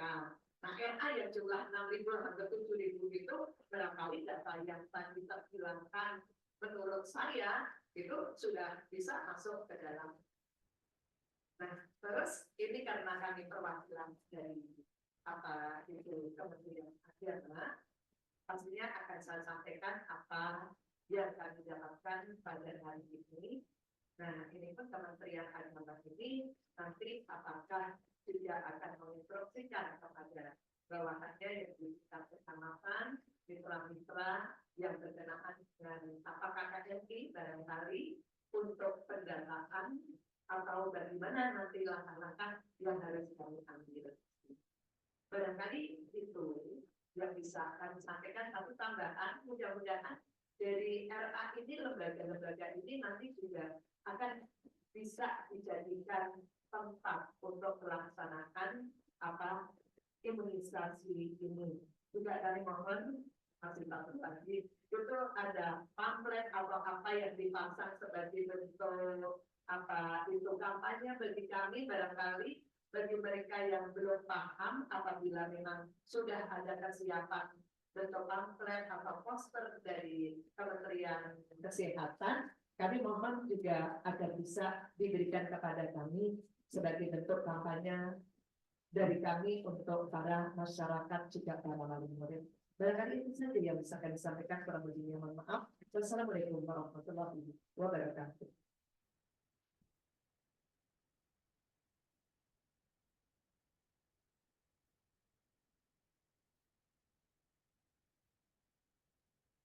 Izin mungkin Bu Inggrita boleh menyampaikan terlebih dulu nggak?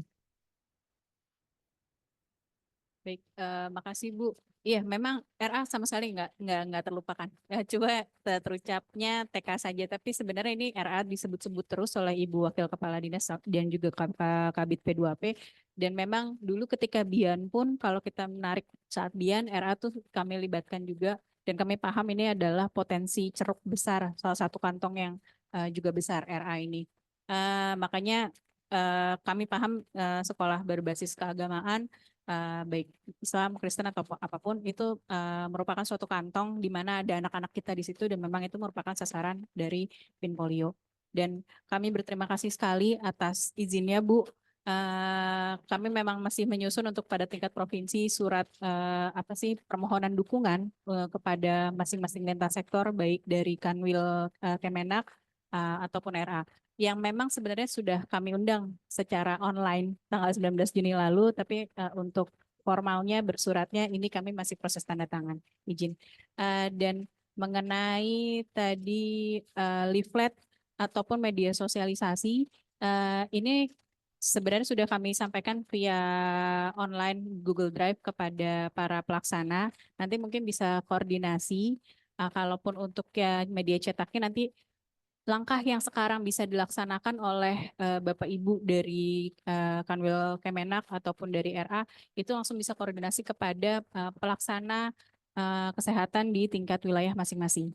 Jadi berkoordinasi dalam hal apa? Oke, Bu, saya sekolah saya nih ada sekian banyak, jumlah muridnya ada segini, apakah memang sudah masuk dalam datanya? Kalau memang sudah, kapan bisa dilaksanakan? Jadi nanti mungkin dari situ teman-teman pelaksana puskesmas juga langsung bisa memetakan, oke, ini mana lokasi-lokasi RA yang berdekatan atau sekolah yang berdekatan yang memang bisa digabung jadi satu untuk melakukan efisiensi dari tenaganya dan sebagainya. Atau kalaupun memang misalnya tidak bisa digabung, maka kemudian bisa langsung dibuat disusun jadwalnya. Gitu. Karena kembali lagi yang tadi saya sudah sampaikan, kalau 3 hari pertama kantong-kantong besar sudah bisa diambil semua, sudah bisa disampaikan laporan pelaksanaannya, hari keempat dan seterusnya itu sudah akan jauh lebih ringan karena pendataan kami micro planning sampai dengan hari ini, sampai dengan kemarin kami cek itu dari laporan para pelaksana di wilayah ini sudah terdata 850.000 anak, kantong-kantongnya ada di mana aja. Itu mulai udah difokuskan, ada ini 0 sampai 5, ada di TKK, ada di RAK, ada di TPAK, ada di SDK dan sebagainya. Cuma memang kita masih kurang 350.000 lagi untuk mencapai 1,2. Ini posisinya ada di mana nih? Kami khawatirnya apakah ada yang terlewat belum terdata ataukah data yang dimiliki para pelaksana kesehatan di tingkat wilayah itu belum terupdate.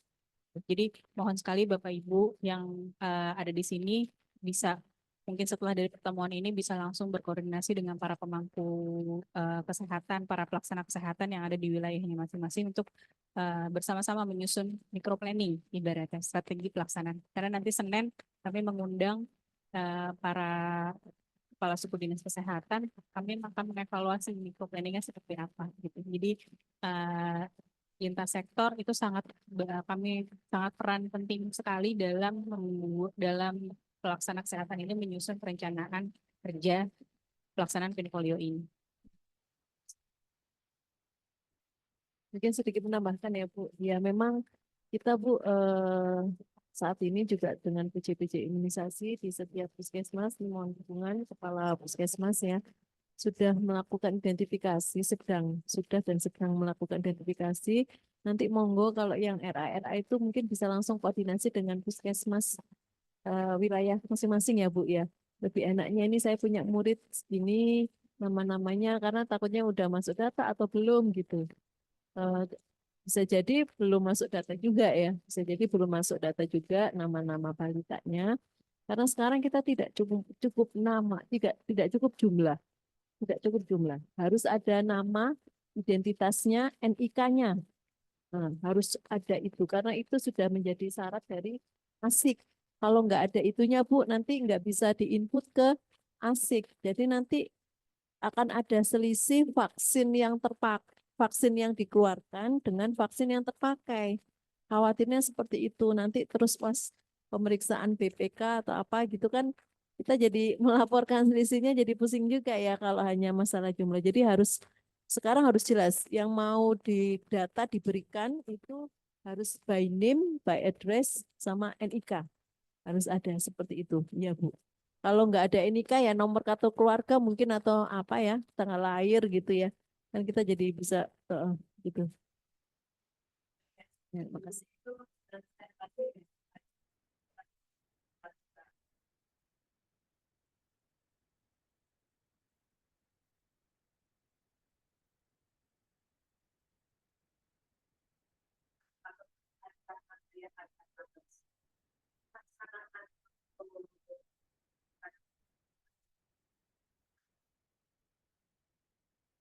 Ya, ya, siap-siap tanggal 23 sampai dengan tanggal 29.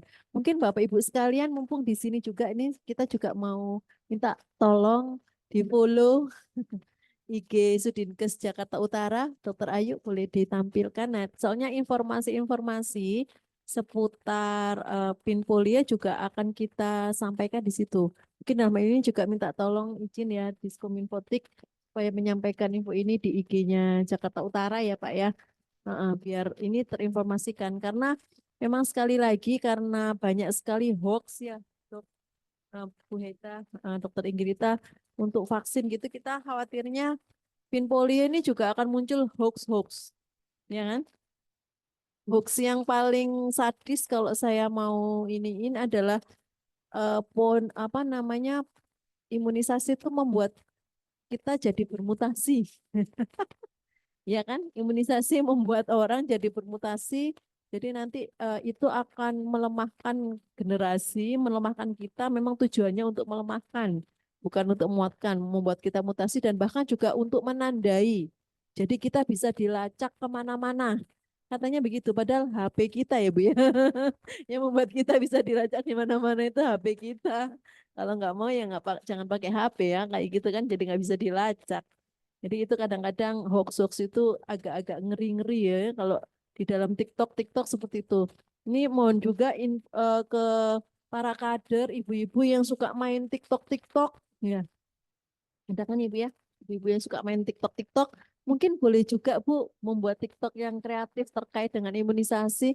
Saya nggak tahu apa Dinas Kesehatan sudah bikin tagarnya. Jadi nanti kalau di ini kan bisa ininya. Ini Bu posting di Instagram kita mungkin boleh di follow ya Sudinkes_JU ya. Jadi informasi-informasi bisa ada di situ. Ini infografis yang kita sudah berikan. Nanti juga pada saat menjelang acara kita akan tampilkan kembali ya supaya mengingatkan kembali untuk Pinpolio lagi. Ya, itu Bu. 1 minggu kita bekerja keras. Ini itu dari Bu Heta, apa namanya? Ya. Saya juga masalah informasi. Dan ini kan ada tahap 1, ada tahap 2.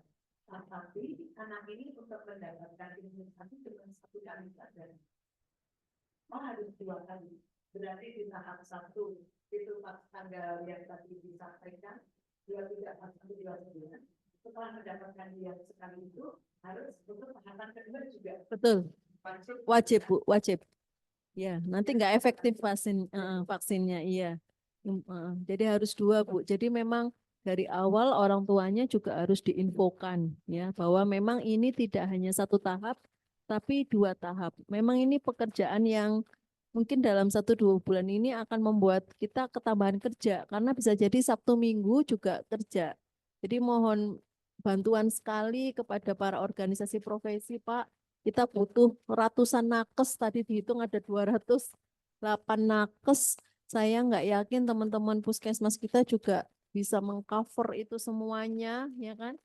Karena jumlah pos polionya itu lebih banyak dari jumlah pustu kita. Jadi minta bantuan pada klinik, rumah sakit, kita nanti akan coba mendata dari rumah sakit A, rumah sakit B, rumah sakit C, nakesnya berapa orang di setiap pin ininya gitu yang bisa diperbantukan. Ya memang kalau kerjanya keroyokan begini bersama kan biasanya cepat selesai ya Pak, Bu. Jadi kita kayak vaksin COVID dulu Bu, main keroyokan ya, semuanya banyak gitu terlibat nakesnya karena memang bagaimanapun yang netesin itu harus nakes, nggak bisa kader, ya kan? Harus melakukan identifikasi balitanya ini sehat apa enggak. Terus habis itu juga netesnya ya harus nakes supaya tidak ini apa takut yang paling kita khawatirkan PPI-nya ya apa namanya kontaminasi.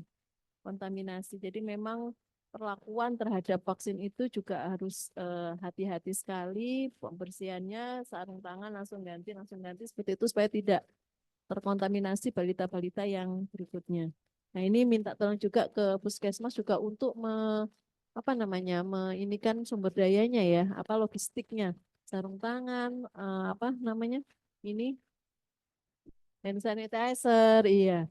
Termasuk juga memberikan data siapa aja yang akan turun, Bu. Dan kita memang butuh juga bantuan kader, Bu, dari Kemenak, dari mana untuk inikan balita-balitanya semua. Ya, ya silakan Pak.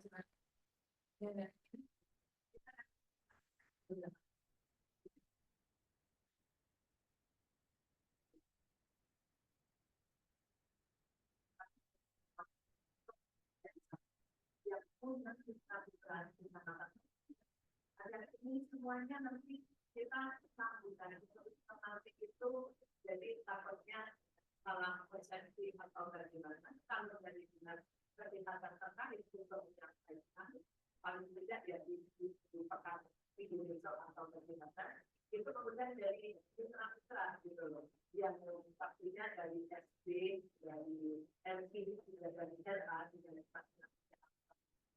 ada yang ini memang itu jalan yang untuk tentang lebih baik. Terima kasih. Ya, terima kasih Bu atas sarannya nanti kita akan pertimbangkan. Ya, yang penting memang kita sudah melakukan sosialisasi sekarang dan ini harapannya bisa disebarkan dan nanti di kecamatan juga akan menindaklanjuti puskesmas kesehatan lebih lanjutnya untuk masalah teknis termasuk juga mengundang sosialisasi itu mungkin bisa dilakukan di tingkat kecamatan juga ya. Terima kasih Bu. Oke. Ini ya ada lagi ya. Kita buka tem lagi ya masih banyak yang bertanya. Silakan Bu. Kita masih lama kok ini sampai jam berapa Dok? Jam 4 ya undangannya.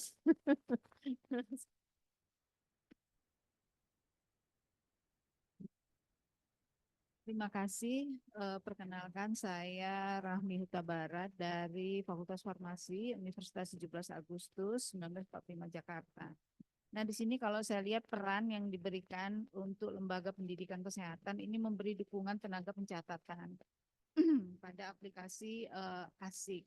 Nah, ini kan kita butuh berapa jumlahnya? Apakah ini tenaganya itu dosen atau nanti bisa diikutkan mahasiswa dan berapa orang? Mengingat ini dilakukan 2 tahap dan juga membutuhkan 7 hari. Jadi kita nanti bisa menyesuaikan dengan jadwal UAS dan jadwal kuliah anak-anak supaya jangan bentrok gitu. Jadi kita butuh kepastian berapa tenaga yang dibutuhkan nanti.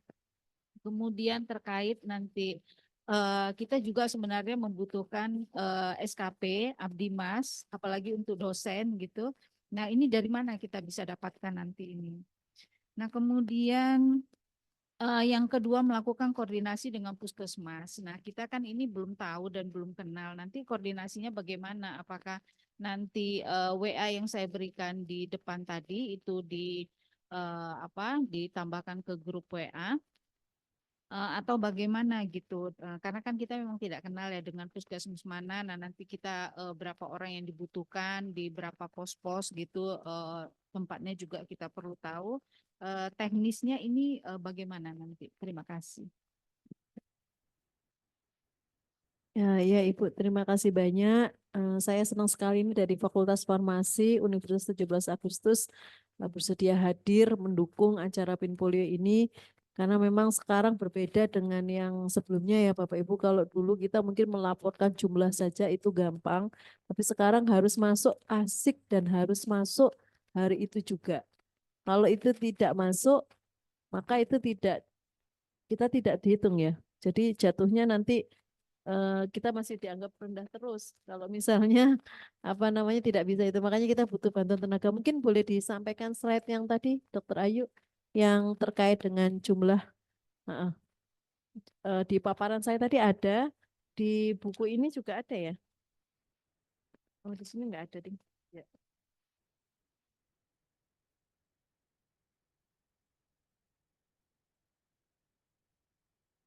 Jadi kita sudah menghitung Bu, kebutuhan tenaganya berapa, termasuk juga untuk tenaga non-nakes, karena di dalam pos kita itu seperti ini. Satu pos itu yang mungkin ditampilkan yang itu dulu kali Dokter Ayu, yang kebutuhan SDM-nya, teknis pelaksanaan, ya, yang halaman pertama, latar belakang ya.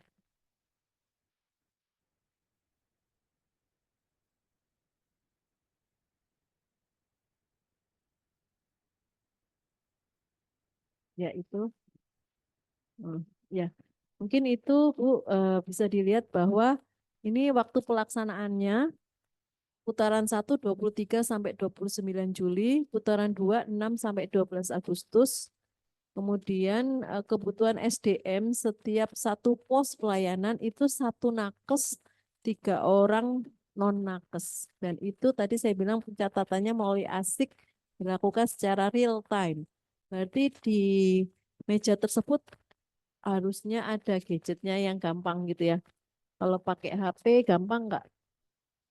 Gampang juga ya, bisa pakai HP. Jadi paling nggak sinyalnya baik di tempat pelaksanaan Pinpos Poli tersebut. Nah, dari tersebut kami menghitung jumlah sasaran berikutnya. Ya, setelahnya Dok. Selanjutnya. Nah, ini Bu. Jadi ada target pos harian setiap kecamatan, kemudian target nakes harian, dan target non-nakes. Tadi kan 1 nakes, 2 non-nakes. 3 ya, 3 non-nakes. Jadi dari situ butuh. Nah, ini yang kita juga perlu identifikasi nih. Di pos yang di ini siapa, di PAUD ini siapa yang bisa jadi non-nakes. Nanti mungkin dari Fakultas Farmasi jika ingin kita mengharapkan nanti bisa membantu di non-nakes. Siapapun bisa Bu, mahasiswa kalau mau dikaryakan juga boleh. Nanti kami akan melakukan identifikasi pos ini yang kurang non-nakesnya di pos mana saja. Ya, cuman ya mohon izin karena memang ini tidak ada dana khusus ya. Ya, dari kementerian nggak ada dana khusus kan Bu Meta ya. Nggak ada dana khusus, jadi memang ini benar-benar pengabdian sih Bu. Bisa mungkin seperti itu ya. Jadi mahasiswa-mahasiswanya boleh dikaryakan untuk membantu kita non-nakes. Ini yang sebenarnya kita mau sampai pada tahap itu. Nanti mungkin kita akan ada pertemuan lebih khusus lagi ya untuk membahas teknis lebih jelasnya, untuk membahas pos-pos mana ini. Mohon izin Pak Camat mungkin akan melakukan identifikasi posnya yang di sebelah mana aja. Di pos ini siapa yang akan duduk di situ hari pertama, hari kedua, hari ketiga sampai dengan hari ke-7 gitu ya. Ya kan? Dan nanti kalau ada kekurangan non-nakesnya akan diinfokan supaya kami juga memberitahukan ke ke fakultas-fakultas, ke universitas, ini loh kita butuh non-nakes sejumlah segini di Kecamatan Penjaringan, sejumlah segini di Kecamatan Pademangan. Ya, seperti itu yang kita harapkan. Jadi nanti enak ya kan, dari perusahaan universitas bisa langsung menugaskan ya ininya. Jadi mohon izin ini harus dilakukan segera terkait dengan pemetaan baik itu sasaran maupun lokasi sampai dengan detail seperti itu. SDM-nya siapa aja. Jadi supaya kita tahu kekurangannya berapa gitu. Ya, mungkin itu. Baik, terima kasih. Mohon izin saya ingin menambahkan tadi pertanyaan dari Sunter ya Pak ya, mengenai bagaimana sih pelaporannya.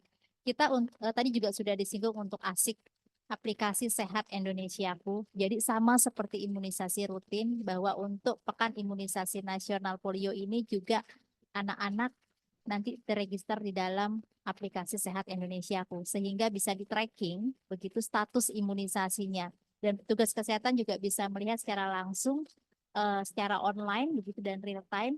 Nanti kalau misalnya putaran kedua sudah berapa satu dosis berarti putaran keduanya juga berarti anak itu yang akan disasar. Jadi dengan melihat status imunisasi maka akan lebih memudahkan kita nanti dengan akses itu melakukan tracking.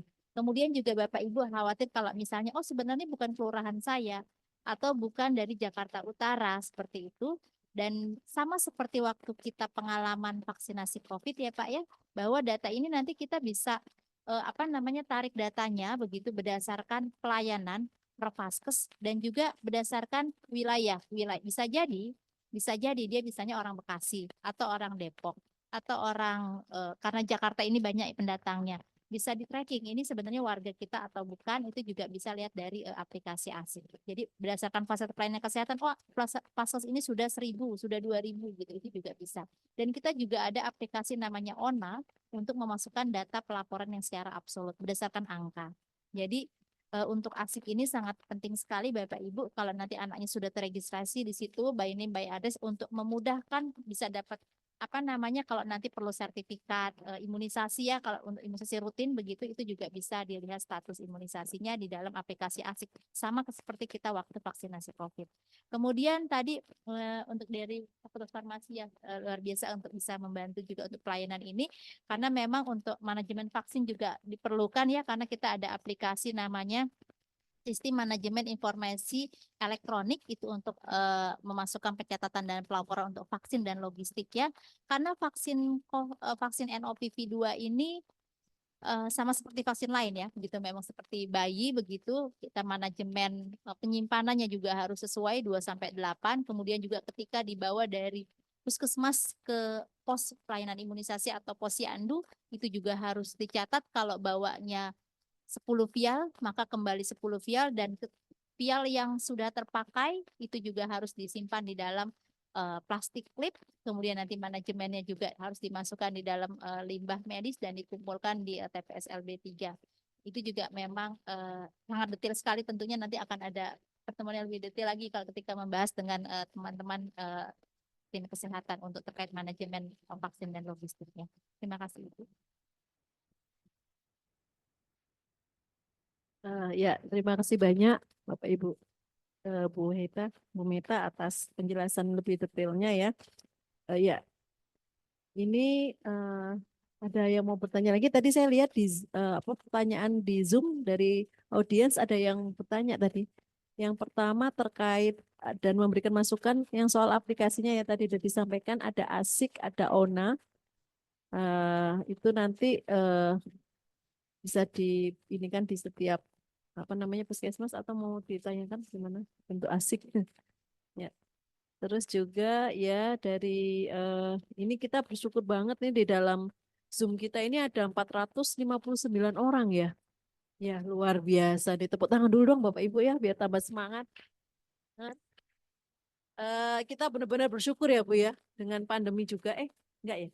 Gimana ya? Ada yang kita perlu syukuri bahwa sekarang dengan adanya ini ya aplikasi Zoom, aplikasi yang kita bisa hybrid meeting begitu, kita bisa mengikuti pertemuan ilmiah ataupun pertemuan apapun ya lintas negara bahkan ya kan kita mau bisa ikut seminar di Amerika di mana gitu harusnya memang membuat anak-anak kita sendiri juga lebih cepat sekali ya mendapatkan informasi dan ini kita sudah bergabung 459 dan tadi saya dengar banyak sekali saya baca ini komentar-komentarnya banyak sekali dari para kader. Mungkin saya menyapa dulu ya audiens para ini Zoom-nya. Zoomer mungkin ya ibu-ibu kader dari sekolahan juga. Tadi saya juga lihat dari ada sekolah mana ya global atau mana tadi ya. Ya dari sekolah swasta juga hadir. Terima kasih banyak. Ya dari PAUD juga hadir. Terus ini ya ada yang ingin menyampaikan ya dari Bu Regina Satya Atmajaya. Sedang angkat tangan. Ya, boleh yang angkat tangan boleh di unmute mau ingin bertanya. Silakan.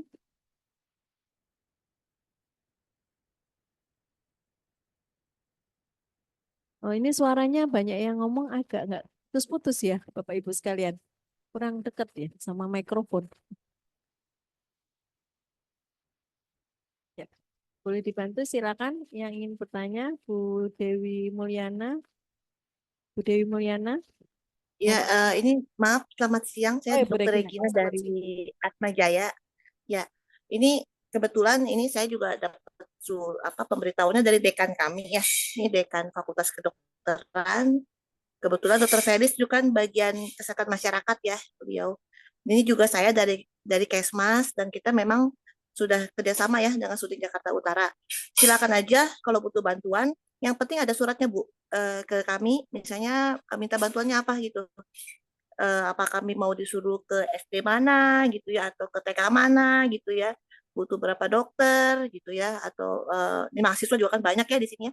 Yang penting ada suratnya Bu, suratnya ke kami, kami dari dinas perlu berapa di mana gitu kan. Itu nanti kita bisa mobilisasi sumber dayanya dari sini gitu. Itu aja Bu, kita dukung program pemerintah. Makasih. Makasih banyak Bu Regina, senang banget nih ya kalau ini kayak benar-benar ini ya suatu kerjaan yang bareng gitu ya, semua unsur bisa terlibat termasuk juga unsur pendidikan ya. Ya, terima kasih Bu. Insya Allah akan kita tindak lanjuti Bu. Makanya kita sangat memerlukan kerjasama dari Bapak Ibu sekalian untuk melakukan pemetaan termasuk pemetaan SDM sehingga kita bisa langsung ininya ya apa namanya meminta butuh berapa orang pada tanggal berapa hari berapa di mana gitu ya. Seperti itu. Ya, ada yang ingin bertanya lagi? Saya kira di sini ya. Silakan Bu. Dari IBI lagi ya. Silakan. Terima kasih Bu kesempatan yang diberikan kepada kami. Bidang praktek mandiri di Jakarta Utara ada berjumlah sekitar ada 95 orang, 95 PMB. Jadi kalau umpamanya ini Dok, kalau umpamanya dibuat posko di setiap bidang praktek itu juga mungkin kami siap karena kalau ada program dari Dinas Kesehatan maupun dari Kemenkes kami itu selalu membantu. Jadi umpamanya pernah kan dibuat umpamanya COVID itu ya Bu ya, saya siap di PMJ ya Bu. Jadi kami siap. Terus ini yang saya tanya juga, memang ya pendatang juga kita banyak di daerah kita ini Jakarta.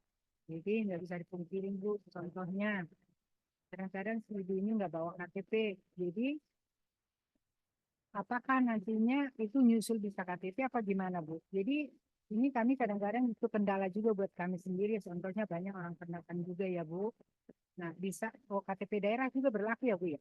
Nah ya bisa. Nah, itu yang kami karena sasaran di sini juga kan Jakarta Utara kan besar juga ya Bu. Jadi nggak apa-apa kami siap untuk membantu di pos-pos PMB yang ada di Jakarta Utara. Jadi mengenai ini asik. Selama ini memang kami PMB udah menginput asik Bu laporan ke Puskesmas. Ya Bu, udah jalan sih udah. Jadi kalau memang nanti ada pelaksananya di PMB tersebut, gimana Bu? Apakah si PMB yang input apa memang Puskesmas yang masukin ke asik gimana Bu? Itu aja pertanyaan saya. Terima kasih.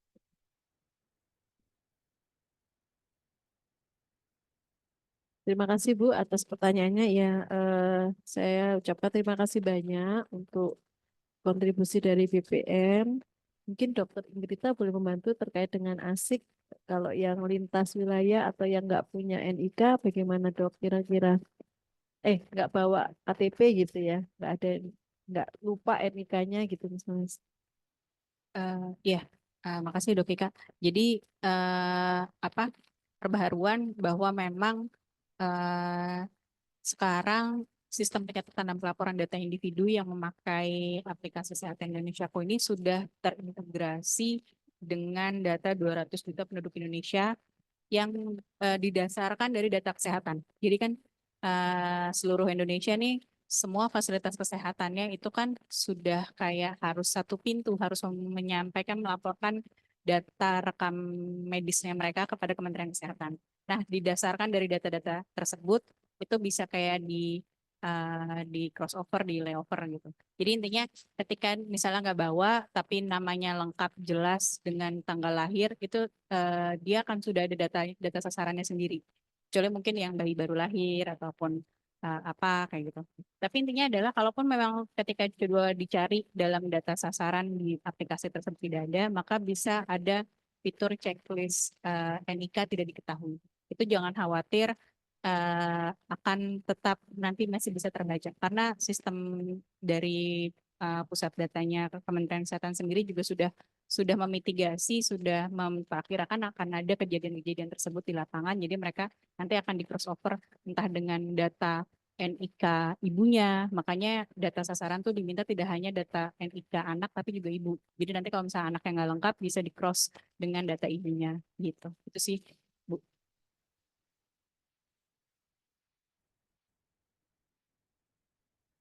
Izin menambahkan Ibu, jadi di ASIK sekarang fiturnya itu sudah ada pilihan, Ibu bisa memilih misalnya tidak ada NIK atau bahkan kalau bayi kadang-kadang belum dikasih nama, gitu ya. Itu juga bisa dicentang, nanti akan otomatis akan menjadi nama ibunya. Gitu. Terima kasih, Bu. Ya, terima kasih banyak Ibu atas pertanyaannya. Mungkin karena terbatasnya waktu juga ya Bapak Ibu sekalian. Tadi sudah mulai dari jam 8:30 sampai jam sekarang. Alhamdulillah audiensnya juga enggak tetap bertahan segini. Terima kasih. Untuk hal-hal terkait dengan teknis nanti akan kita beritahukan lebih lanjut ya melalui jaringan kami di bawah juga. Intinya di sini menyambut baik semua usulan dan juga menyambut baik semua rencana untuk berkontribusi. Tadi dari Bidan Praktik Mandiri bisa menjadi PIN POS itu kita luar biasa Bu untuk bisa menjadi POS gitu ya. Terima kasih banyak. Terus juga nanti terkait dengan ASIK bagaimana nanti akan kami sosialisasikan pada tenaga non-nakes yang akan membantu dalam penginputan ya biar lebih mudah seperti itu. Ya, sebelum mengakhiri acara ini, saya ucapkan terima kasih banyak kepada dua pembicara kita yang hebat-hebat, Pak Dr. Marhadi, Bu Meta, kemudian juga sama Dr. Inggrita. Terima kasih banyak ya Dok atas kehadirannya dari dinas di acara kita ini. Sebelumnya kita nyanyikan lagu dulu ya Bapak Ibu sekalian ya. Masih ingat nggak lagu Cicak-Cicak di Dinding? Ya, kayaknya dari bayi ya saya dengar lagu itu ya. Langsung hap-hap gitu ya. Masih ingat ya? Ya, nanti kita boleh nyanyiin sama-sama Bapak Ibu sekalian ya. Suara saya agak kurang ini nggak apa-apa ya nggak merdu ya karena saya bukan penyanyi ya, gitu ya. Ini ya. Awas, awas polio menyerang anak kita. Lumpuh seumur hidup. Hah, tak bisa sembuh. Ayo cegah polio, caranya sangat mudah. Tetes vaksin polio, hap, amanlah sudah. Gampang ya? Ya, luar biasa ini Eyang Miko ya. Yang buat lagunya kok gampang banget gitu ya. Terus enak lagi ya diingetnya. Oke, kita bisa nyanyi sama-sama Bapak Ibu sekalian. Ayo, 1, 2, 3. Awas, awas polio menyerang anak kita. Lumpuh seumur hidup. Hap, tak bisa sembuh. Ayo cegah polio. Caranya sangat mudah. Tetes vaksin polio. Hap, amanlah sudah. Sekali lagi ya. Biar hafal ya, kayaknya senang banget ya. Oke, boleh bergoyang-goyang boleh ya. Ayo, 1, 2, 3. Awas, awas polio menyerang anak kita. Lumpuh seumur hidup. Hah, tak bisa sembuh. Ayo cegah polio. Caranya sangat mudah. Tetes vaksin polio. Hap, amanlah sudah. Yeay. Oke. Untuk menutup acara hari ini, saya selaku moderator sekaligus ya menjana sekaligus dari Kepala Seksi P2P sekaligus dari Sudinkes Jakarta Utara mengucapkan terima kasih banyak atas kehadiran Bapak Ibu sekalian. Sekali lagi, mari kita sukseskan PIN polio ini demi anak bangsa supaya tidak ada kasus-kasus polio, ya kan? Dan itu bisa semua kalau kita berkolaborasi, berkoordinasi, dan bekerja sama dengan baik.